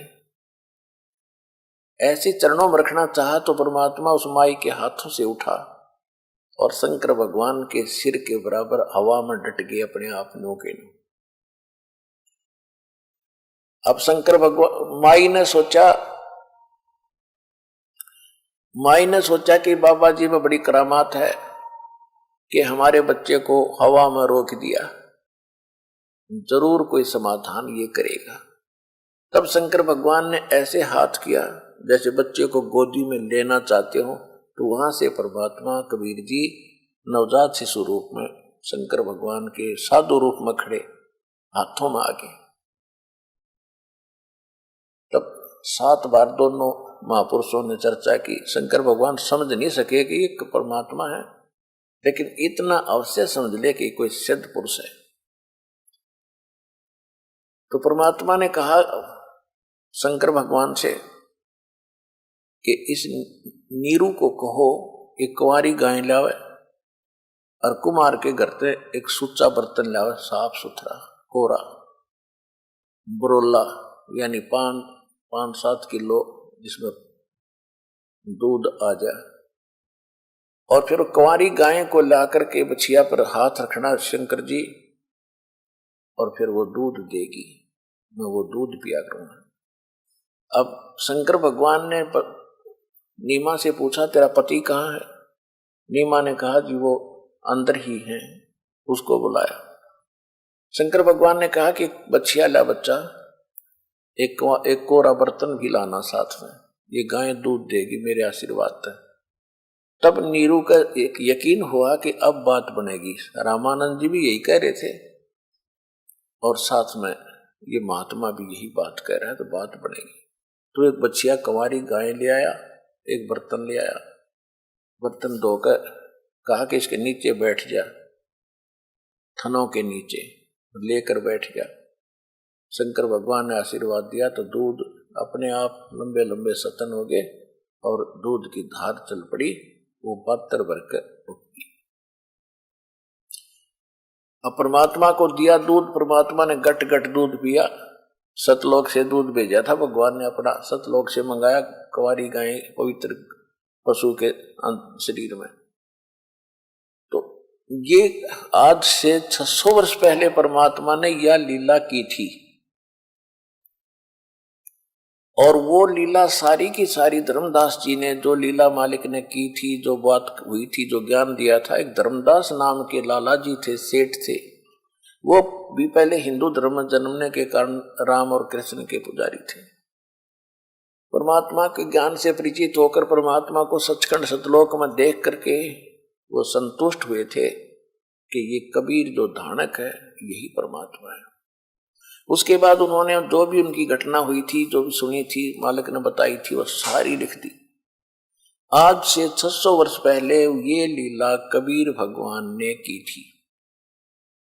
और ऋग्वेद मंडल नंबर 9 और सूक्त 1 मंत्र 9 में यही प्रमाण है कि परमात्मा 8 और 9 में 2 श्लोक हैं, 8 और 9। 8 में ये प्रमाण है कि परमात्मा 3 प्रकार के शरीरों को धारण करके सबकी देखभाल करता है। फिर 9वें श्लोक मंत्र में यह कहा है कि जब परमात्मा शिशु रूप धारण करके आता है, उसके परवरिश की बचपन में, बालापन में, बाल्यावस्था में शिशु रूपधारी परमात्मा के परवरिश की लीला कंवारी गायों से होती है। अपने आत्माओं, आप वेदों को सही मानते हैं? वेदों को कोई ये कहने वाला पृथ्वी पर नहीं कि ये गलत है। और ये भी मानते हैं कि वेदों में परमात्मा की महिमा लिखी है, भगवान कैसा है, क्या लीला करता है। और वो लीला जो वेदों में लिखी है भगवान की, वो किसी ने की हो, ऐसी लीला ही किसी ने की हो, तो कौन है भगवान? जिसने वेदों अनुसार जो लीला और ज्ञान बताया और लीला की, ही इज गॉड। तो पहले आपको दिखाते हैं वेद में, और फिर दिखाते हैं आपको कबीर सागर में जो भगवान की लीला लिखी है। 2 मिनट में अपने आप समझ में आ जाएगा हु इज गॉड। ये देखिएगा, ऋग्वेद, ये 9 और 10 मंडल है, इकट्ठे ही अनुवाद करके बनाए हैं। ये देखिएगा, ये कहां से छपा है? प्रकाशक है सार्वदेशिक आर्य प्रतिनिधि सभा, महर्षि दान भवन, रामलीला मैदान, नई दिल्ली। ये इनके फोन और फैक्स नंबर है। भाषा अर्थ भाष्य महर्षि दान सरस्वती कृत। मुद्रक है Prince Offset Printers, 1510 Pataudi House, Daryaganj, नई दिल्ली। अब इसके हम आपको ऋग्वेद मंडल नंबर 9 और सूक्त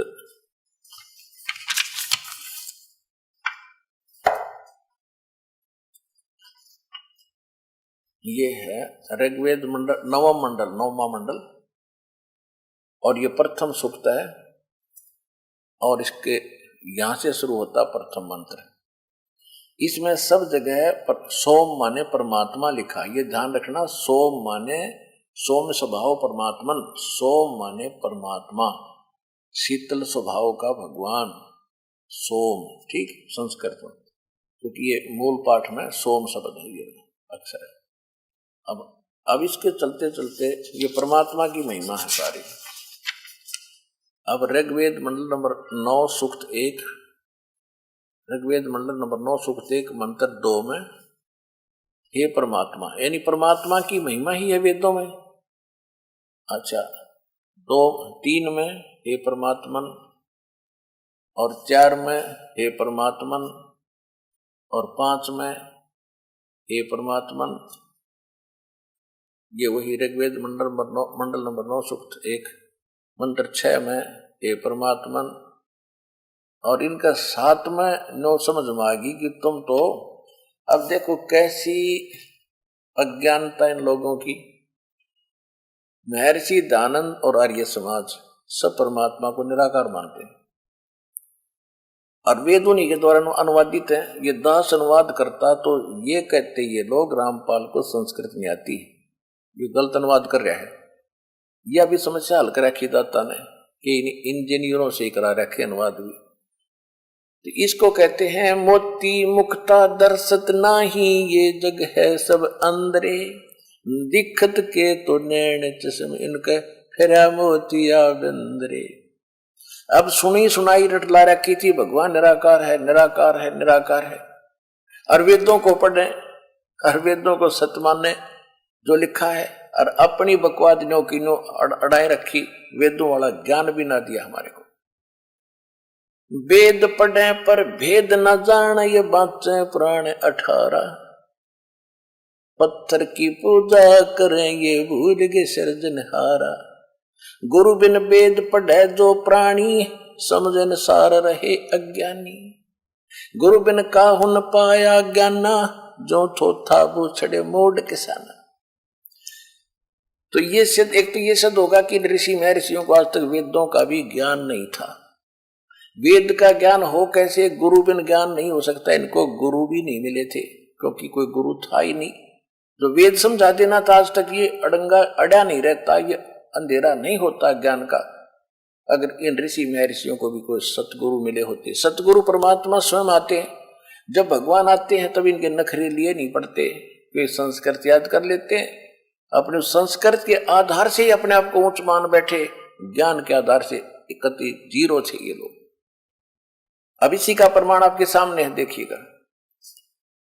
अब 7वें मंत्र में इन अनुवादकर्ता आर्य समाजियों के, महर्षि दानंद के, इनके चेलों के बुद्धि में आ गई। अभी तक तो परमात्मा की महिमा बता रहे थे, अब यहां इन्होंने वो पुरुष लिखना शुरू कर दिया कि आम आदमी पुरुष माने मनुष्य समझता है, और संस्कृत में पुरुष माने परमात्मा होता है। और इसको पुरुष इसलिए कहते हैं मनुष्य को, क्योंकि परमात्मा ही जैसा, परमात्मा का ऐसा ही रूप है मनुष्य जैसा, लेकिन उनका जो शरीर है वो अविनाशी तत्व का बना हुआ है, वो कभी नाश में नहीं आते। और हमारा ये 5 तत्वों से बना हुआ पुतला नाशवान है। परमात्मा की सूरत ऐसी है जैसी मनुष्य की, इसलिए मनुष्य को पुरुष कहने लगे। अब यहां देखो 9वें अध्याय ऋग्वेद मंडल नंबर 9 सूक्त 1 मंत्र 6 तक तो परमात्मा ठीक लिखते रहे, और यहां देखो 7वां में लिख दिया उस पुरुष को। अब पुरुष माने परमात्मा ही होता है। इस दानंद के शब्दों में आपको प्रूव कर देता हूं। एक यजुर्वेद का अनुवाद किया है महर्षि दानंद ने, ये देखिएगा।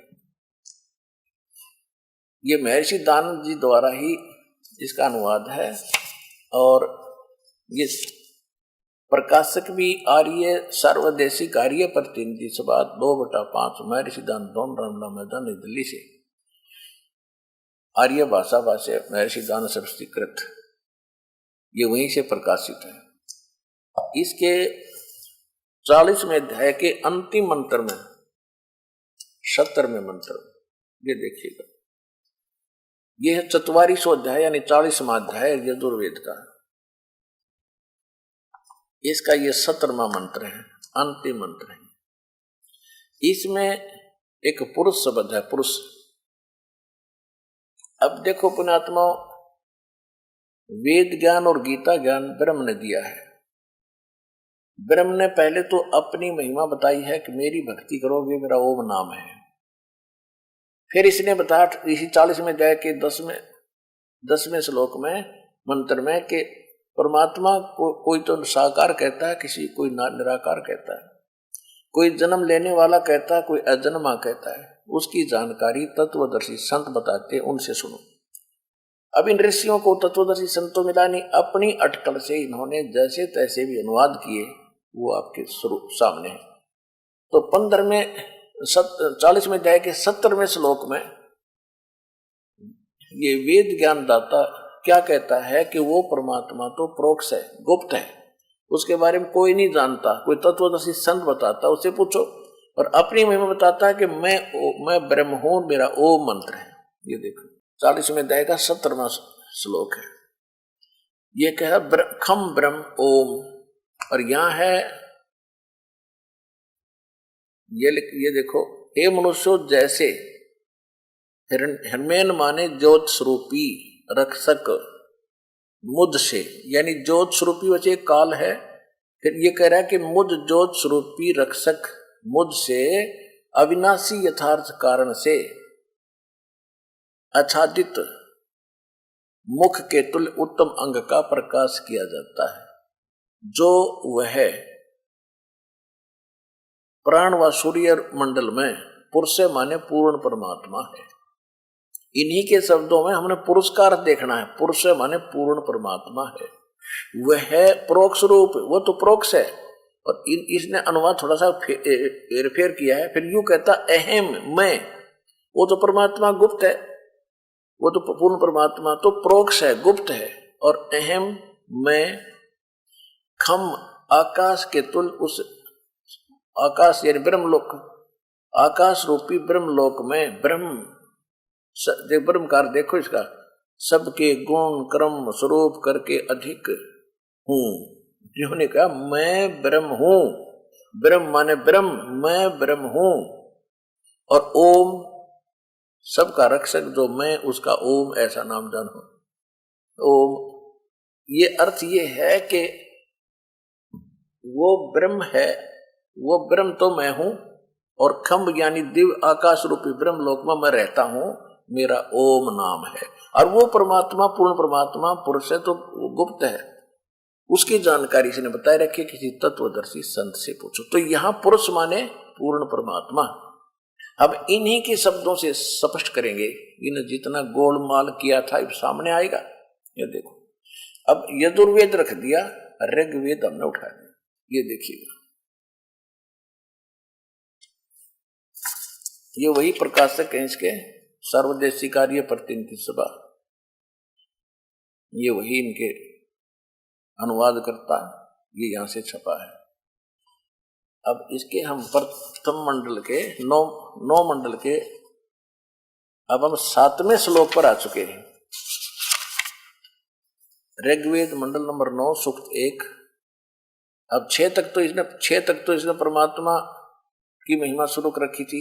यहां 7वें में इसने तम माने उस पुरुष को, यहां लिखना था उस पूर्ण परमात्मा को, तम उस पूर्ण परमात्मा को ज्ञान यज्ञ बलि प्रकार। फिर यहां देखो 8वें में इसने फेर कर दिया, तम उस पुरुष को, उस पूर्ण परमात्मा को, पुरुष माने पूर्ण परमात्मा सिद्ध कर दिया दास ने। उग्र गतियां प्रेरणा करती हैं, यानी जब संसार में हाहाकार मच जाता है, इससे प्रेरित होकर वो परमात्मा यहां प्रकट होता है। ये हमारे सारे सदग्रंथ भी बताते हैं, और ये गीता भी बताती है, ये वेद बता रहे हैं। ये देखो, ये उलझाना चाहते थे पर उलझे नहीं। अब हम शिक्षित हो गए। उस पूर्ण परमात्मा को, ये समझो पुरुष की जगह पूर्ण परमात्मा को उग्र गतियां यानी भयंकर परिस्थितियां प्रेरणा करती हैं, और भासमान शरीर को वह पूर्ण परमात्मा प्राप्त होता है। पुरुष माने पूर्ण परमात्मा, यानी वो यहां से शरीर या शरीर धारण करके आता है। आगे देखो, उसी का शेष है यहां पर 8वें श्लोक का मंत्र का। ऋग्वेद मंडल नंबर 9 सूक्त 1 हम 8वां पढ़ रहे, जिसमें जो शरीर प्राप्त करता है, जिसमें 3 प्रकार से दूसरों का वारण माने कल्याण करने वाला मधु में शरीर मिलता है। वो परमात्मा 3 प्रकार के शरीर से हमारी देखभाल करता है, और जब उग्र गतियां प्रेरणा करती हैं तो वो परमात्मा यहाँ एक सुंदर शरीर प्राप्त करके प्रकट होता है। आगे देखो 9वें में फिर क्लियर होता है। ऋग्वेद मंडल नंबर 9 सूक्त 1 के मंत्र 8 को हम पढ़ चुके। 9वां देखो, ये 9वां श्लोक मंत्र है। अभी इमम अधन्या उत्सरणति धेनव शिशुम, ये शिशुम लिखा, शिशु रूप धारण। सोम सोम इंद्राय पात्वे, इन्हीं के शब्दों में अनुवाद पढ़ेंगे। इमम माने इस या उस, सोम माने परमात्मा पूर्ण पुरुष को, उस पूर्ण परमात्मा को सोम माने या पढ़ी उसके, इनके शब्दों में सोम माने भी परमात्मा लिखा है उन्होंने। यहां देखो प्रथम मंत्र में ये सोम माने परमात्मा, ये देखो परमात्मा।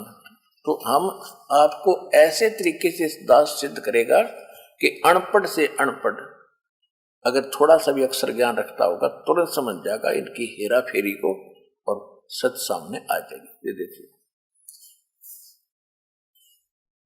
अब हम आगे ऋग्वेद मंडल नंबर 9 सूक्त मंत्र के 9 में 1 के सूक्त 1 के मंत्र 9 में।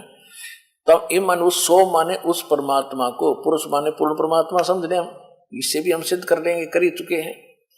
उस पूर्ण परमात्मा को शिशुम कुमार अवस्था में ही सब प्रकार से अधन्य अभी अधन्या धेनव, धेनो माने गौवे, अहिंसनीय क्या होता है, अधन्या माने बिना धनाई, अभी माने पूर्ण रूप से, अभी अधन्या का अर्थ है जो बैल ने सांड ने टच भी ना करी हो, कंवारी। अब जैसे हरियाणा के अंदर हमारे गाय को जो गर्भ धारण नहीं किया हो तो उसको कहते हैं ये बिना धनाई है, अधन्या, बिना धनाई। इसी प्रकार ये वेद बता रहे हैं कि अभी अधन्या धेनव सनंती, अभी अधन्या माने पूर्ण रूप से जिसको सांड ने बैल ने टच ना किया हो, उन गौवों के द्वारा उस नवजात शिशु रूप में प्रकट परमात्मा के परवरिश की लीला होती है। वो गव्वें परमात्मा को तृप्त करती हैं, वेद कह रहा। देखिए उस सोम स्वभाव वाले परमात्मा को, पुरुष को, परमात्मा को जो शिशु रूप धारण करके प्रकट होता है, इसका अर्थ ये बनता से, और सब प्रकार से अभिअधन्या यानी कंवारी, गौधेनव माने गौवें तृप्त करती हैं।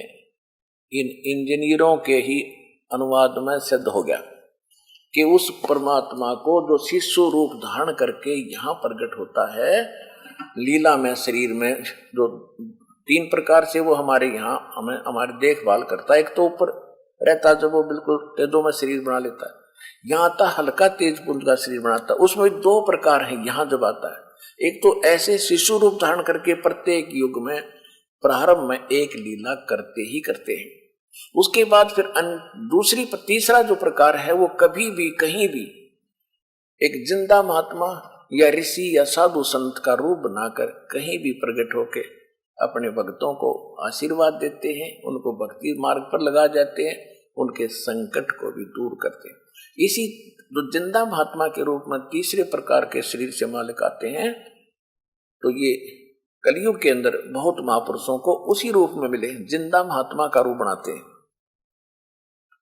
तो अब जो प्रसंग चल रहा है, अब ये तो वेद ने प्रूव कर दिया, सिद्ध कर दिया, प्रमाणित कर दिया कि परमात्मा जब शिशु रूप धारण करके यहां प्रकट होता है तो उस समय कंवारी गायें उसकी परवरिश करती हैं, यानी कंवारी गायें दूध देती हैं जब वो परमात्मा पीता है।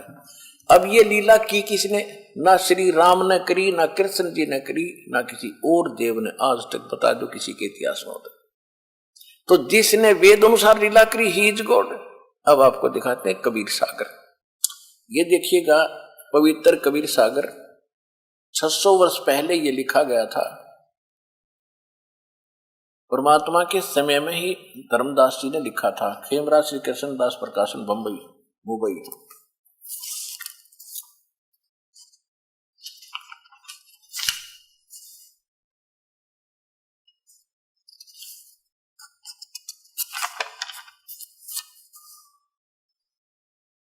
ये देखिएगा इसका कौन अनुवादक है? कबीर पंथी भारत पथिक स्वामी युगलानंद विहारी द्वारा परिष्कृत। मुद्रक एवं प्रकाशक खेमराज श्री कृष्ण दास, अध्यक्ष श्री वेंकटेश्वर प्रेस, खेमराज श्री कृष्ण दास मार्ग, मुंबई। ये ज्ञान सागर है, इसमें एक चैप्टर है। इसके हम 73 पृष्ठ पे थोड़ा सा लेते हैं, क्योंकि इसमें थोड़ी सी जो कबीर पंथी, जो 12 नकली कबीर पंथी हुए हैं परमात्मा के जाने के बाद, तो उन्होंने इसमें थोड़ी बहुत अपनी अनजानपने में कुछ फेरबदल किया है, फिर भी सच्चाई रह गई है। देखिएगा इसमें है, 73 पृष्ठ पढ़ेंगे कबीर सागर। शंकर वचन, तोरे घर पंडित अधिकारी, झूठ बोलो नारी, हरि कमला सम देखो ज्ञाना, बुद्धिवंत तुम पुत्र सुजाना। सुनकर महिमा पुत्र की, नारी धरे तब पाओ, हे स्वामी मम इच्छा स्वर्ण वचन सुनाओ। यानी शंकर भगवान आके मिले थे। उसके बाद फिर क्या हुआ कि रामानंद के पास नीरू गया, तो नीरू की रामानंद की क्या बातें हुई वो दिखाते हैं आपको। ये है 74 पृष्ठ पे, ज्ञान सागर के 74 पृष्ठ पे। सुन जुल्हा मन भयो आनंदा,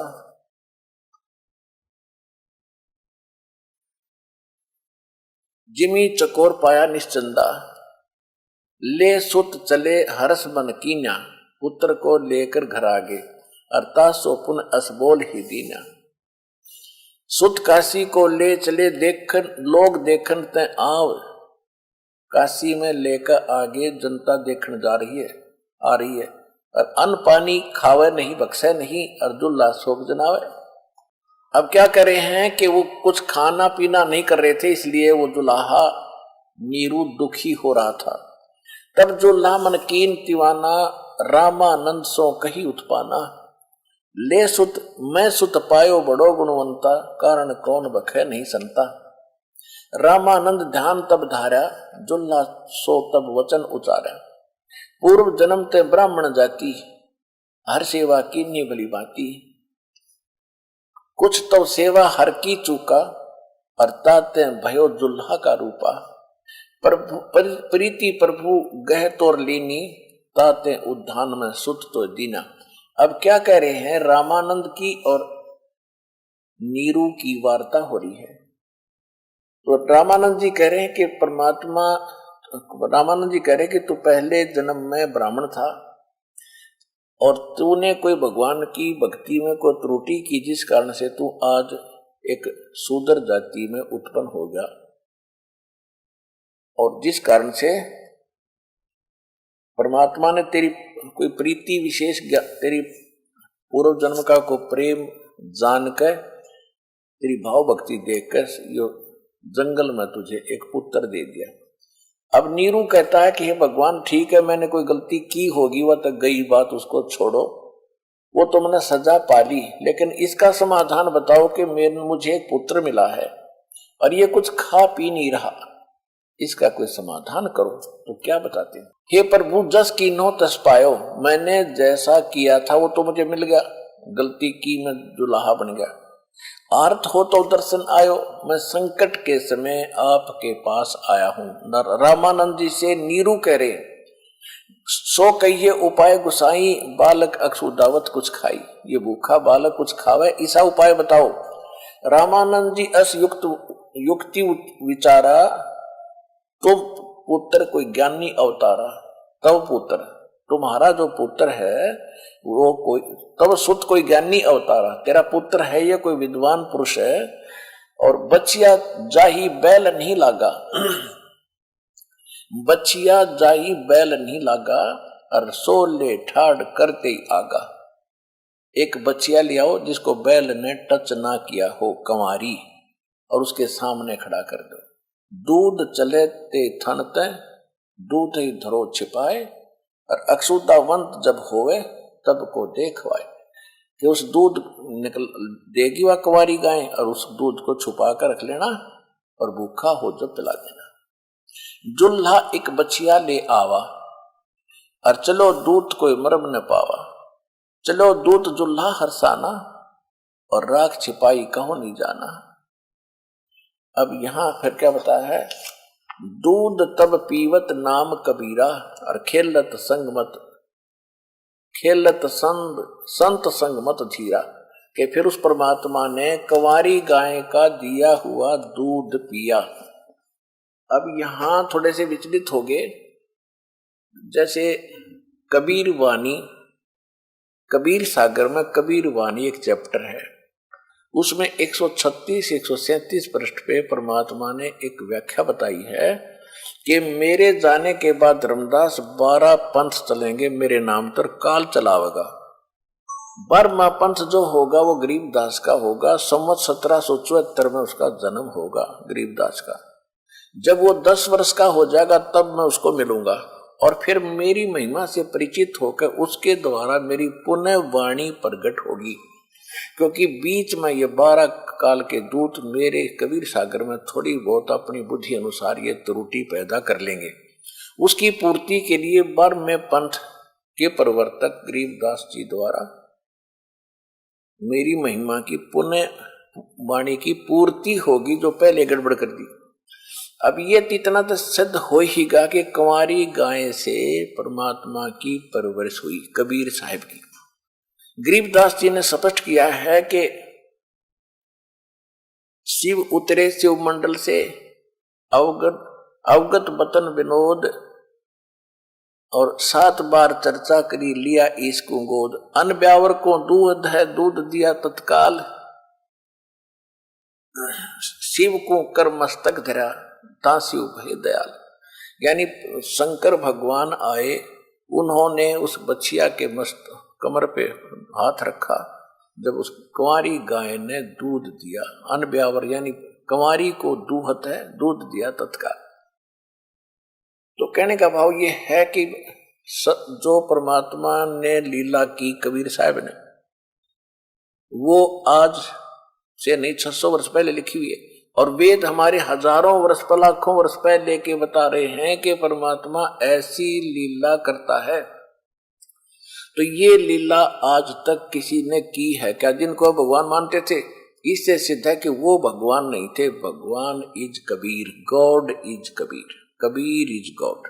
अब देखो, ये तो हमारे सदग्रंथों ने प्रूव किया, फिर आंखों देखा, ये तो छुरी ने सिद्ध किया। अब प्रैक्टिकल,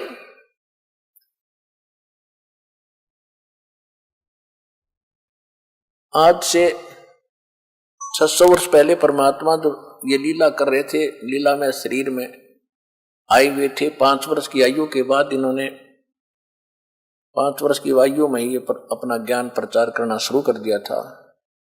104 वर्ष के थे रामानंद जी, स्वामी रामानंद जी ब्राह्मण, और 5 वर्ष की आयु थी भगवान की, कबीर साहब की। 5 वर्ष की आयु में रामानंद उस विद्वान के छक्के छुड़ा दिए थे ज्ञान में, और विवशकरण कर दिया था उसको सच्चाई को मानने के लिए। अब उधर से रामानंद जी, आखिर में रामानंद जी यहां अड़ गया कि मैं अपना साधना करता हूं, तो साधना से मैं बहुत समाधिस्थ होकर के बहुत ऊंची उड़ान उड़ता हूं। अपना आत्मा, ये जो अपना शरीर है, बॉडी है, इसके अंदर एक सूक्ष्म शरीर है। कभी आप सुबह सुबह 10 बजे से 11 बजे 10 बजे के आसपास सूर्य की तरफ पीठ करके और अपनी छाया को देखना, छाती में, छाया की छाती में दृष्टि गड़ाना 1 मिनट बगैर पलक झपकाए, और फिर उसको सामने देखना। वो आपको छाया इतनी लंबी हो जाएगी आपकी, जमीन से लेकर आसमान तक आपका चेहरा दिखाई देगा। यानी सूक्ष्म शरीर की जो प्रतिमा हमारी आंखों अंदर है, वो आंखों के द्वारा बाहर आ जाती है, उसकी फोटो हो जाती है, वो फोटो बाहर आ जाती है, और वो इतनी लंबी होती है, आसमान से सिर और जमीन पर पैर दिखाई देंगे। इसको सूक्ष्म वेद, इसको सूक्ष्म शरीर कहते हैं। और जिनका ये सूक्ष्म शरीर भक्ति से युक्त हो जाता है, तो उसमें ज्यादा तेज दिखाई देता है प्रकाश। इसके ऊपर और भी बहुत से लक्षण बताए हैं ऐसे ऐसे, वो उसके ऊपर आपने नहीं जाना है, ध्यान नहीं देना, उन बातों को छोड़ना, क्योंकि वो तो जो भक्ति नहीं करते उनके लिए लक्षण बता रखे हैं कि शरणा दिखे तो उसकी मौत हो जाएगी 5-4 दिन में, ऐसा हाथ नहीं दिखेगा तो भाई मरे का पत्नी मरे, उसकी नो का नो। तो इससे हमने कोई लिंक नहीं, क्योंकि हम तो भगवान की शरण में आ गए। हमारे ऊपर वो लक्षण काउंट नहीं करेंगे, अफेक्ट नहीं करेंगे। फिर भी हमने सिर्फ ये 2 दास बताना चाहता है कि जो विराट रूप होता है, इसी को कहते। जैसे कृष्ण जी ने पांडवों को दिखाया था, वो भक्ति युक्त थे श्री कृष्ण जी, पिछले जन्म के बहुत गणे। तो उन भक्ति की शक्ति से उसका जो विराट था वो बाहर एकदम उतना तेजों में दिखा। और इसका पिताजी जो है श्री कृष्ण यानी विष्णु के पिताजी काल है, 1000 भुजा के भगवान है, उसने विराट रूप दिखाया था श्री कृष्ण जी को महाभारत के समय। तो उस विराट में और उस विराट में उसके प्रकाश में और उसकी शोभा में घना अंतर था। तो इसी प्रकार जो ये है वो विराट रूप जो आप अपना देखो। विराट माने लंबा चौड़ा और क्या, विस्तार। विराट माने विस्तृत, बहुत लंबा चौड़ा विशाल। लेकिन हमारे पास वो भक्ति इतनी है नहीं जिससे हम उतना प्रकाश हमारा उसका बना हुआ भी। लेकिन हमने इसको बार बार देखने की जरूरत नहीं। दास आपको इसलिए बता रहा है कि जैसे जब हम समाधिस्थ होते हैं, जो ये अभ्यास करते हैं लोग, हमने वो नहीं करना, लेकिन बताना जरूर पड़ता है क्योंकि आपने इस ज्ञान को समझना है। उसमें क्या हो, जैसे ज्ञान क्या चीज है और आपने कितनी जरूरत है। जैसे एक मोटरसाइकिल है, इंजीनियर ने मोटरसाइकिल बना दी और आपको उसको चलाना सिखा दिया, और उसमें कहाँ तेल डला है, कहाँ से ऑन ऑफ होता है, कहाँ से इसका स्विच लगता है, पंचर हो जाता है, इसमें क्या दिक्कत आती है, इसको कैसे ठीक करवाना है। आपको ये पर्याप्त ज्ञान है उस मोटरसाइकिल का लाभ लेने के लिए, कंप्लीट लाभ देगी आपको। अगर आप उसने खोल कर बैठ जाओगे, ये पुर्जा कैसे बना, ये कहाँ बना, कहाँ से आया, कैसे किस चीज का बना है, तो ये आपके सत्र की बात नहीं है। इसी प्रकार ये दास इस भक्ति मार्ग का इंजीनियर है। आपको राम नाम की मोटरसाइकिल गाड़ी बना के दे दी है, इसको कैसे संभाल के रखना है, कैसे चलाना है, कैसे इसकी सुरक्षा करें, इतना पर्याप्त आपके लिए।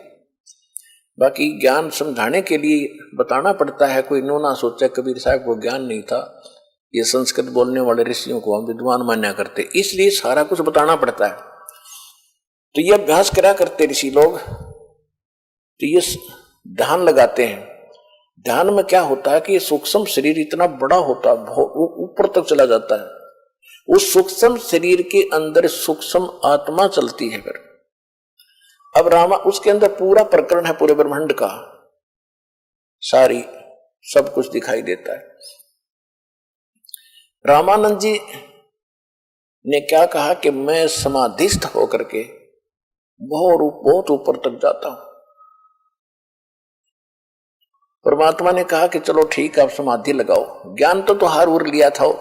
उसने सोचा मैं इसको ऐसे ही कुछ अपनी इज्जत बचा दूं। परमात्मा कबीर जी 5 वर्ष की आयु में सामने बैठे, चर्चा हो ही रही थी। रामानंद जी का अभ्यास था प्रतिदिन, तुरंत अब समाधिस्थ हो गया। अब सूक्ष्म वेद में जो गरीबदास जी को परमेश्वर कबीर जी ने अपनी अमृत वाणी दोबारा प्रकट करवाई है, उसमें क्या लिखा है? योग युक्त प्राणायाम कर जित्या सकल शरीर, त्रिवेणी के घाट में वो अटक रहे बलबीर। स्वामी रामानंद जी योग युक्त यानी अपना अभ्यास करके सारे शरीर को साध रखा था। जब ऊपर समाधिस्थ होता था तो त्रिवेणी, इन लोगों ने त्रिवेणी का नहीं पता। राधा स्वामी लोग हम तो सीधे त्रिकुटी से शुरू करते हैं, हमने नीचे का कोई लेना देना नहीं। ये तो राधा स्वामी वाले, धन धन सतगुरु वाले, विशेषकर ये सचखंड सतलोक का ठेका ले रहे हैं। और इनसे हम चर्चा करते थे तो ये क्या मूर्ख बनाते थे कि हमारे गुरु जी कहते हैं कि नीचे का तो ये पिंड है और ये ऊपर का ब्रह्मांड है, हमने तो सीधा त्रिकुटी से चलना है। त्रिकुटी वो बताते हैं यहाँ पर, जबकि त्रिकुटी यहाँ नहीं होती, त्रिकुटी यहाँ होती है पीछे। इस रीढ़ की हड्डी से संबंधित है उसका सारा सिस्टम। तो वो क्या, त्रिकुटी पर जाते हैं हम सीधे, वहां से स्टार्ट करते हैं, हम नीचे से कोई लेना देना नहीं। त्रिकुटी इज द इंटरनेशनल एयरपोर्ट। त्रिकुटी ये समझ लो अंतरराष्ट्रीय हवाई अड्डा है। उस हवाई अड्डे पर आप चले भी गए और यहां तो आगे तो जा ही नहीं सकते, क्योंकि आगे जाने के लिए जिस लिए वो हवाई अड्डा बना है वो इसलिए बना कि वहां से जहाज पकड़ो और जिस देश में जाना है पहले उसका वीजा और उसका पासपोर्ट और यहाँ की क्लियरेंस, इस देश की जो पासपोर्ट जब बना जब क्लियरेंस हो जाएगी उसको लेकर और फिर किराया जहाज का और फिर आगे जाकर कोई बिजनेस करना, वो पैसे तेरे पास होने चाहिए, तब तू आगे जाएगा। तो इसलिए पहले हमने यहां से, अच्छा त्रिकुटी पर जाने के लिए भी कोई साधन चाहिएगा, ऐसे उड़कर थोड़ा जाएगा अपने घर से, कोई बस में बैठेगा, कोई ट्रेन में जाएगा। तो इसलिए इनको ज्ञान नहीं है। हमने सबसे पहले कहां से चलना पड़ेगा, हम सीधा मूल कमल में जाएंगे। हृदय कमल में प्राणी रहता है, हृदय कमल के साथ उससे फिर हम नीचे जाएंगे मूल कमल में। एक अलग से सिस्टम है पार होने का। मूल कमल से फिर आएंगे वापस ब्रह्मा के कमल में, फिर शंकर के, फिर विष्णु जी के कमल में, फिर उसी हृदय कमल यानी शंकर के कमल में, फिर कंठ कमल में, पीछे रीढ़ की हड्डी के साथ साथ अंदर की साइड में सिस्टम है। और फिर हम आएंगे त्रिकुटी पे। जब तक हमारे ये नीचे के कमल नहीं खुलेंगे, ये साफ नहीं होगा, क्लियरेंस इनकी हमें नहीं देंगे, तो जीव आगे नहीं जा सकता। तो उसके लिए भी हम आपको पहले मंत्र जो देते हैं 7 मंत्र, वो 5 मंत्र तो इन्हीं कमलों से आपको बरी कराने के हैं, फ्री कराने के हैं। आपका नो ड्यू सर्टिफिकेट आपको प्रत्येक स्थान पर तैयार मिलेगा इस भक्ति से जो दास ने आपकी दी है। उसके बाद आप पहुंचोगे त्रिकुटी पर। त्रिकुटी के बाद फिर स्टार्ट होती है त्रिवेणी। ये दीप्ति घाटा जोड़े पे त्रिकुटी सुनी है ना, त्रिकुटी कख भी नहीं पता इनको। त्रिकुटी पर तो ये सभी साधक जाते हैं, चाहे राम का है चाहे कृष्ण का, क्योंकि वहां तो अकाउंट होता है सबका। नरक में जाना हो भी वो त्रिकुटी पर जाता है, इसको नरक में भेजो, वहां पूरा सेक्रेटरिएट बना हुआ है इनका। इस धर्मराज का वहां एक दफ्तर है, ऑफिस है, उसमें सबसे पहले न्यायाधीश के वहां जाते हैं, उनका अकाउंट होता है। उसके बाद नरक में जाना, नरक में जाओ, ब्रह्मा का पुजारी ब्रह्मा के लोक में, विष्णु का पुजारी विष्णु के लोक में, शिव का पुजारी शिव के लोक में, और बाकी नरक में जाना गधे कुत्ते बनना वो जाओ, उनका सब वहां से उनको फिर फर्दर जो कुछ बनना वो बना वहां से मिलता है। उसके बाद फिर त्रिवेणी शुरू होती है, 3 रास्ते। अब हम त्रिवेणी कहते हैं इलाहाबाद में कि गंगा और जमुना आके मिलगी और बीच में सरस्वती, और यहाँ का उल्टा सिस्टम है त्रिवेणी। वहां 3 रास्ते हैं, 3 वे माने रास्ते, 3 रास्ते बनेंगे। 3 लेफ्ट जो रास्ता है उसमें पूरा सेक्रेटरिएट है इनका, यमदूतों का, धर्मराज का, और आगे फिर एक सुरंग जाती है सीधी। वहां से जो धर्मराज फैसला करता है, यम के दूत या फिर उस देव के दूत जिसकी उसने साधना कर रखी, वहां से फिर वो ले जाते हैं। शिव विष्णु के पुजारी हैं तो विष्णु के दूत वहां खड़े मिलेंगे, और जिन्होंने नरक में जाना उनको यम के दूत लेकर जाएंगे। तो वहां जाके परमात्मा ने कहा कि अब स्वामी जी कहां जाओगे? रामानंद पहुंच गए त्रिवेणी पे। अब परमेश्वर कबीर जी ने कहा कि अब स्वामी जी आगे कहां जाओगे? यहां से कहां जाओगे पता नहीं, कहां जाऊंगा? फिर यहां सैर सपट्टे करता रहे, समाता रहे, जाता रहे, रोज क्या लाभ हुआ आपको? मैं बताता हूं कहां जाओगे। आप हो विष्णु जी के पुजारी, और साथ में आप ये यज्ञ वगैरह करते हो, हठ योग करते हो, तप होता है। तो यहां इधर है धर्मराज का ऑफिस, इससे आपको आगे मिलेगा, यहां से टोकन मिलेगा, आप जाओगे विष्णु जी के लोक में। और वहां कितने दिन रहोगे? कहने लगे ये तो जितना मेरे पुण्य होंगे तभी तक मैं वहां रहूंगा, मेरी भक्ति कर्म होंगे, इतने समय तक मैं विष्णु जी के लोक में रहूंगा। रामानंद जी को इतना तो ज्ञान था, विद्वान थे। परमात्मा ने कहा कि जब आपके पुण्य विष्णु जी के लोक में समाप्त होंगे तब कहां जाओगे? कि फिर नरक भी जाऊंगा। उसके बाद कहां जाओगे? क्या पता कौन सी पशु पक्षी की योनि में जाऊंगा। फिर यह खाक भक्ति आपकी, यह क्या भक्ति कर रहे हो आप? हम बताएंगे आपको। गीता अध्याय नंबर 15 के श्लोक नंबर 4 में कहा कि तत्वदर्शी संत की प्राप्ति के उपरांत परमेश्वर के उस परम पद की खोज करनी चाहिए जहां जाने के बाद साधक फिर लौटकर कभी संसार में नहीं आते। अब जहां से सत्संग दास ने प्रारंभ किया था, अब हम उसी पॉइंट पर आगे हैं। कि जो साधना हम कर रहे थे, शास्त्र विरुद्ध कर रहे थे, उससे हमारा जन्म और मरण मिटा नहीं, कष्ट ज्यों के त्यों बने रहे। अब स्वामी रामानंद जी ने क्या कहा, परमात्मा ने बताया कि ये सामने का जो रास्ता है, ये बिल्कुल ये सामने वाला, ये है ब्रह्मरंध्र, और ये तुम्हारे किसी भी मंत्र से, ना ओम जाप से, ना ओम नमः शिवाय ते, और न ही ओम भागवते वासुदेव, ओम नमः भागवते वासुदेव ते, और ना किसी और मंत्र से ये सामने का नहीं खुलेगा। मेरे पास वो सतनाम है जिसके जाप से सामने का दरवाजा खुलेगा, अन्यथा ये गेट कभी नहीं खुलता तुम्हारा, ये बंद पड़ा है तुम्हारा।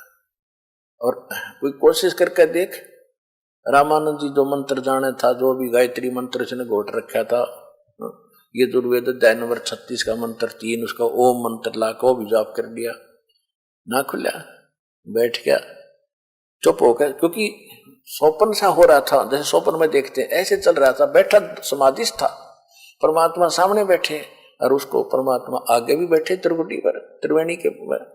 तो वहां कहते हैं कि मैं दिखाऊं अब खोल के, मैं जाप करता हूं अपने मंत्र का, जो गुप्त मंत्र मेरे पास है शक्तिशाली, जो मोक्ष मंत्र है, 2 अक्षर का है सतनाम, 2 अक्षर का, जिसमें एक ओम मंत्र है और एक तत् गुप्त है। परमात्मा ने लीला की स्मरण किया सतनाम का, एकदम ऐसे वो पत्थर जैसे वज्र के कवाड़ थे, न्यों खुल गए, गेट खुल गया सामने, और परमात्मा ने कहा कि आजा मेरे साथ साथ। जब रामानंद जी को ले गए, दिखाया कि ये बैठा वो निरंजन ज्योति निरंजन, जिसको तुम परमात्मा मानते हो, अलख निरंजन कहते हो, ये काल है, ये देखो ये बैठा उस गेट के सामने बैठता है। ये इतना जालिम है, जो 11वां द्वार है, 10वां द्वार घाटा जोड़ रखा था आज तक। 10वां तो काल के जाल में रहता है, और 11वां भी पार नहीं करता, 12वां द्वार पार करेगा, 12वें से पार होकर हम सतलोक जाएंगे। ये मधु परमहंस एक रांजड़ी में फौजी साहब है, और उसने किताब परमात्मा की वाणी पढ़ ली, 11वीं खिड़की, वो 11वीं खिड़की में हल्दी की गांठ से पंसारी बन गया। मेरे पास जो वस्तु है किसी के पास नहीं धरती पर। क्या है उसके पास? मंत्र क्या देता? सतनाम और सतगुरु, यो तो उसका मंत्र है। और फिर कान में ना वो भी ना करता सुनता, नो कर दे।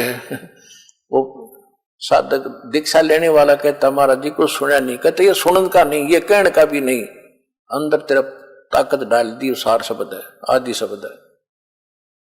और उसने पाएगी कि 10 पढ़ दी, परमात्मा की वाणी को समझना बालकों का खेल है।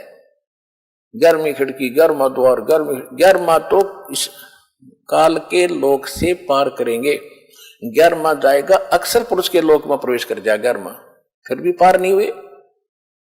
उसके बाद फिर 12वां द्वार है, जब 11वां द्वार है उस पर ये खुद बैठा है ये काल, और इतना विकराल रूप है, कति कड़ लागे बैठा है उसके।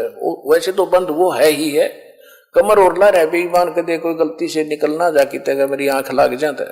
तो वहां जब कोई जाता है, पहले तो उसका इतना तेज है, इतनी ताकत, तो उसकी चारों तरफ उसने ऐसा छोड़ रखी है कि कोई जा नहीं सकता आम जीव, लेकिन परमात्मा ही जा सकते हैं, या उसकी भक्ति युक्त हंस उसकी कृपा से उसके पार हो सकता है। तो कबीर साहब साथ ले रामानंद जी को कि वो बैठा देख कड़लाए 11वें द्वार पर तेरा भगवान अलख निरंजन काल, जो गीता 11वें अध्याय के 32वें श्लोक में कहता मैं काल हूं, सबको खाने के लिए प्रवृत्त हुआ हूं, सबका नाश कर दूंगा। ये है वो जिसने तुम, कृष्ण नहीं था वो, कृष्ण के अंदर ये प्रवेश करके बोल रहा था। अब राम जब देखा उसकी शकल रामानंद जी तो घबरा गए, अरे तेरा गजब हो ये तो भाई, इसी मोटी मोटी आंख और विकराल चेहरा, लंबे दांत, ओछा माथा। परमात्मा बोले चिंता ना कर, मेरे पास वही मंत्र है जिसने कपाट खोले थे, ब्रह्मरंध्र खोला था। अब इसके कहते हैं जैसे फनपति मंत्र सुन रखे फन सकोरे, ऐसे मेरे सतनाम से यू काल व मोरे। कबीर साहब कहते हैं जैसे फनपति यानी सर्प ने ऐसे फन उठा रखा हो डसने के लिए, और जैसे उसको मंत्र बोल देता है गारडू, एक मंत्र बोल देता है तो विवश हो जाता है, फन को नीचे करके भागने की सोचता सर्प। इसी प्रकार मेरे पास इस काल रूपी इस सर्प को बस करने का, इसकी गर्दन नीचे करने का एक सतनाम है। जब कहते हैं जैसे फनपति मंत्र सुन रखे फन सकोड़े, ऐसे सतनाम, ऐसे मेरे सतनाम से ये काल लवे मुंह मोड़े। परमात्मा ने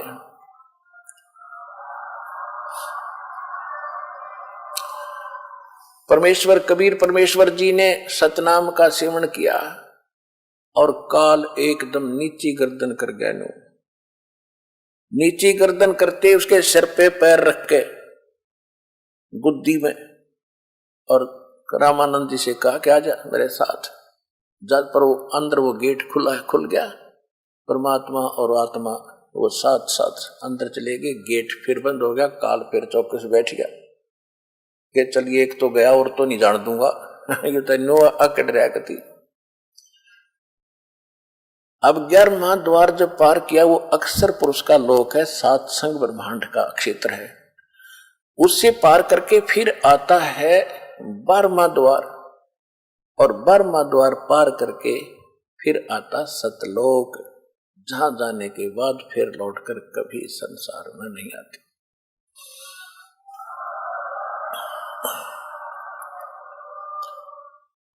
वहां परमात्मा ने सारी अपनी लीला दिखाई, सतलोक दिखाया।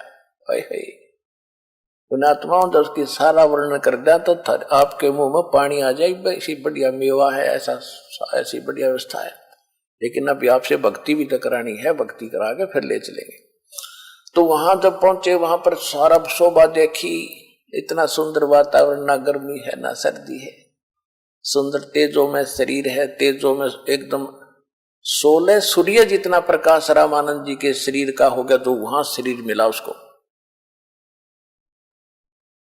और परमात्मा कबीर जी जिन उस छोटे बालक के रूप में उनके साथ जा रहे थे, वहां दूसरे रूप में देखा है गुम्मट के अंदर बहुत बड़े गुम्मट यानी परमात्मा बैठे हैं उसमें, और सिंहासन पर विराजमान है, सुंदर सिंहासन, हीरे पन्ने जड़े हुए, सिर पर मुकुट है मालिक के, एक रोम में बाल में करोड़ सूर्य मिला दे, करोड़ चंद्रमा, इतनी रोशनी।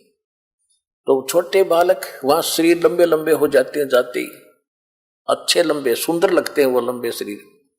तो वहां एक चौर रखा था, जैसे सफेद सफेद बाल से वाला चौर यहाँ करते हैं बच्चे, वो चौर उठाया परमात्मा कबीर जी ने, और तेजों में शरीर के ऊपर चौर करने लगे सिर पे। रामानंद जी ने सोचा भगवान ये है, और कबीर जी इनके कोई नौकर नाकर यहाँ के कोई गण गए होंगे, ये कोई यहाँ के देव होंगे इस लोक के। इतने में तेजों में शरीर खड़ा हुआ, 5 वर्ष का बालक बैठ गया उस अनंत कोट ब्रह्मांड के कंट्रोलर के सिंहासन पर, और चंवर तेजों में शरीर खड़ा खड़ा यानी दूसरे रूप अपना ही डबल रोल करते हुए चंवर करने लगे।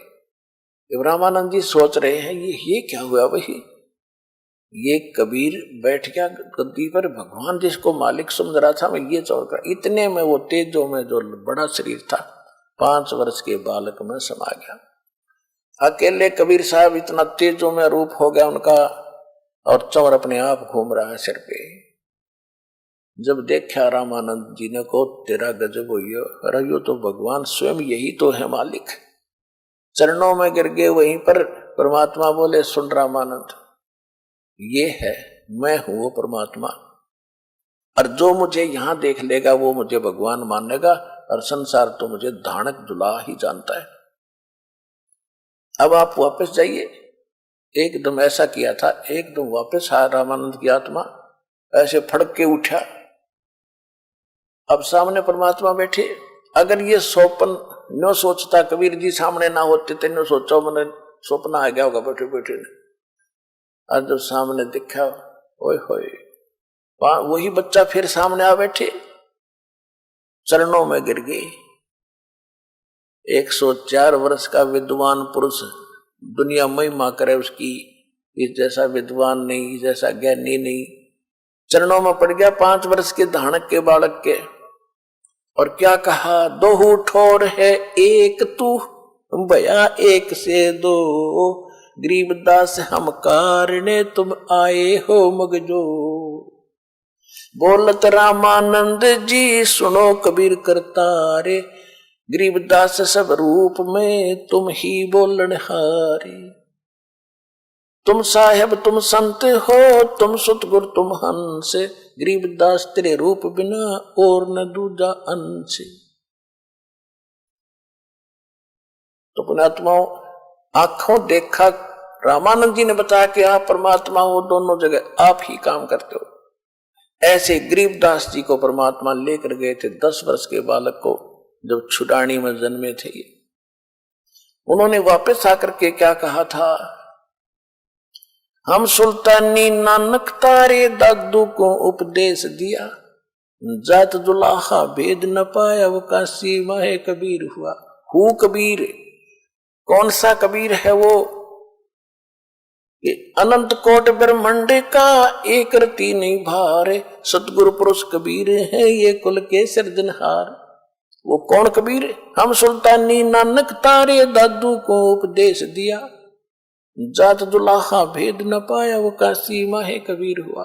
ये है वो धानक रूप रहा करता। नानक साहब क्या कहते हैं, गुरु ग्रंथ साहिब के अंदर लिखा है, महिला पहला की वाणी में पृष्ठ नंबर 24 पर, तेरा एक नाम तारे संसार, तेरा यो सतनाम और जो सार नाम है, तेरा एक नाम तारे संसार में एहो आस एहो आधार। और फाई सूरत मुलुक की वेश, ए ठगवाड़ा ठगी देश, खरा सियाणा बहुता भारी, ये धानक रूप रहा करता। ये 24 नंबर पृष्ठ पे ये वाणी लिखे जो दास बोलकर सुना रहा है। फिर 731 पृष्ठ पे लिखा है कि नीच जात परदेसी, खिन आवे तल जावे, और जाकी संगत नानक रंदा, जो कैसे मोंडा पावे। 1 सेकंड में यहां देखता हूं, ये छोटी जात का कहें जिसने, और 1 सेकंड में कहते ऊपर बैठे पाओ सतलोक में। फिर 721 पृष्ठ पे कहता है कि कहते हैं नानक जी कि एक अर्ज गुफ्तम तो दर पेश तो दर कून करतार, हक्का कबीर करीम तू बे ए परवरदिगार, कि हे सारी सृष्टि को वचन से रचने वाले कून करतार यानी शब्द स्वरूपी परमात्मा, हे हक्का कबीर, वहां स्पष्ट लिखा है सत कबीर, और बे ए परवरदिगार, आप निर्विकार परमात्मा हो। ऐसे ही दादू साहब कहते हैं कि जिन मुझको निज नाम दिया सोए सतगुर हमार, दादू दूसरा कोई नहीं हो कबीर सृजनहार। तो दादू साहब को भी परमात्मा मिले थे जिंदा महात्मा के रूप में। यानी आज का जो सत्संग था, एक तो हम कैसे भक्ति का विश्वास करें, हम जो कर रहे हैं वो खरी है, 2 कारण, एक तो हमारे सदग्रंथ जो छुरी हमारी वो हमारा आधार है। दूसरा प्रैक्टिकल जिन्होंने किया, प्रैक्टिकली महापुरुषों ने किया। आदरणीय धर्मदास साहिब जी ने इसी तरह धर्मदास साहिब जी को सचखंड लेकर गए थे, फिर छोड़ा था। ऐसे आदरणीय रामानंद जी को, आदरणीय दादू साहिब को, आदरणीय मुल्कदास साहिब जी को, आदरणीय नानक साहिब जी को, आदरणीय गरीबदास साहिब जी को, आदरणीय गीसादास साहिब जी को, इन सब महापुरुषों ने प्रैक्टिकल देखा मालिक को, और वही जाप किया इन्होंने वापस जाने के लिए सतलोक में। जो दास आपको दे रहा है वो इसी से आपका मोक्ष होगा।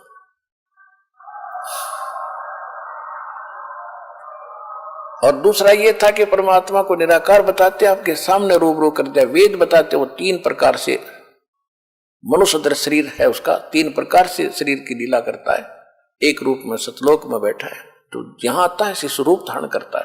एक लीला एक आम जनता, आम नागरिक की तरह जीवन जी कर दिखाता है कि संसार के अंदर इतना ही पर्याप्त है।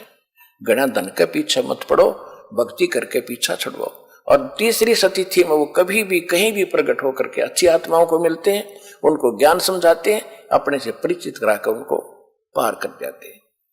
तो इस प्रकार वो परमात्मा, वो कबीर साहब हैं जो बनारस में नीरू और नीमा को प्राप्त हुए थे।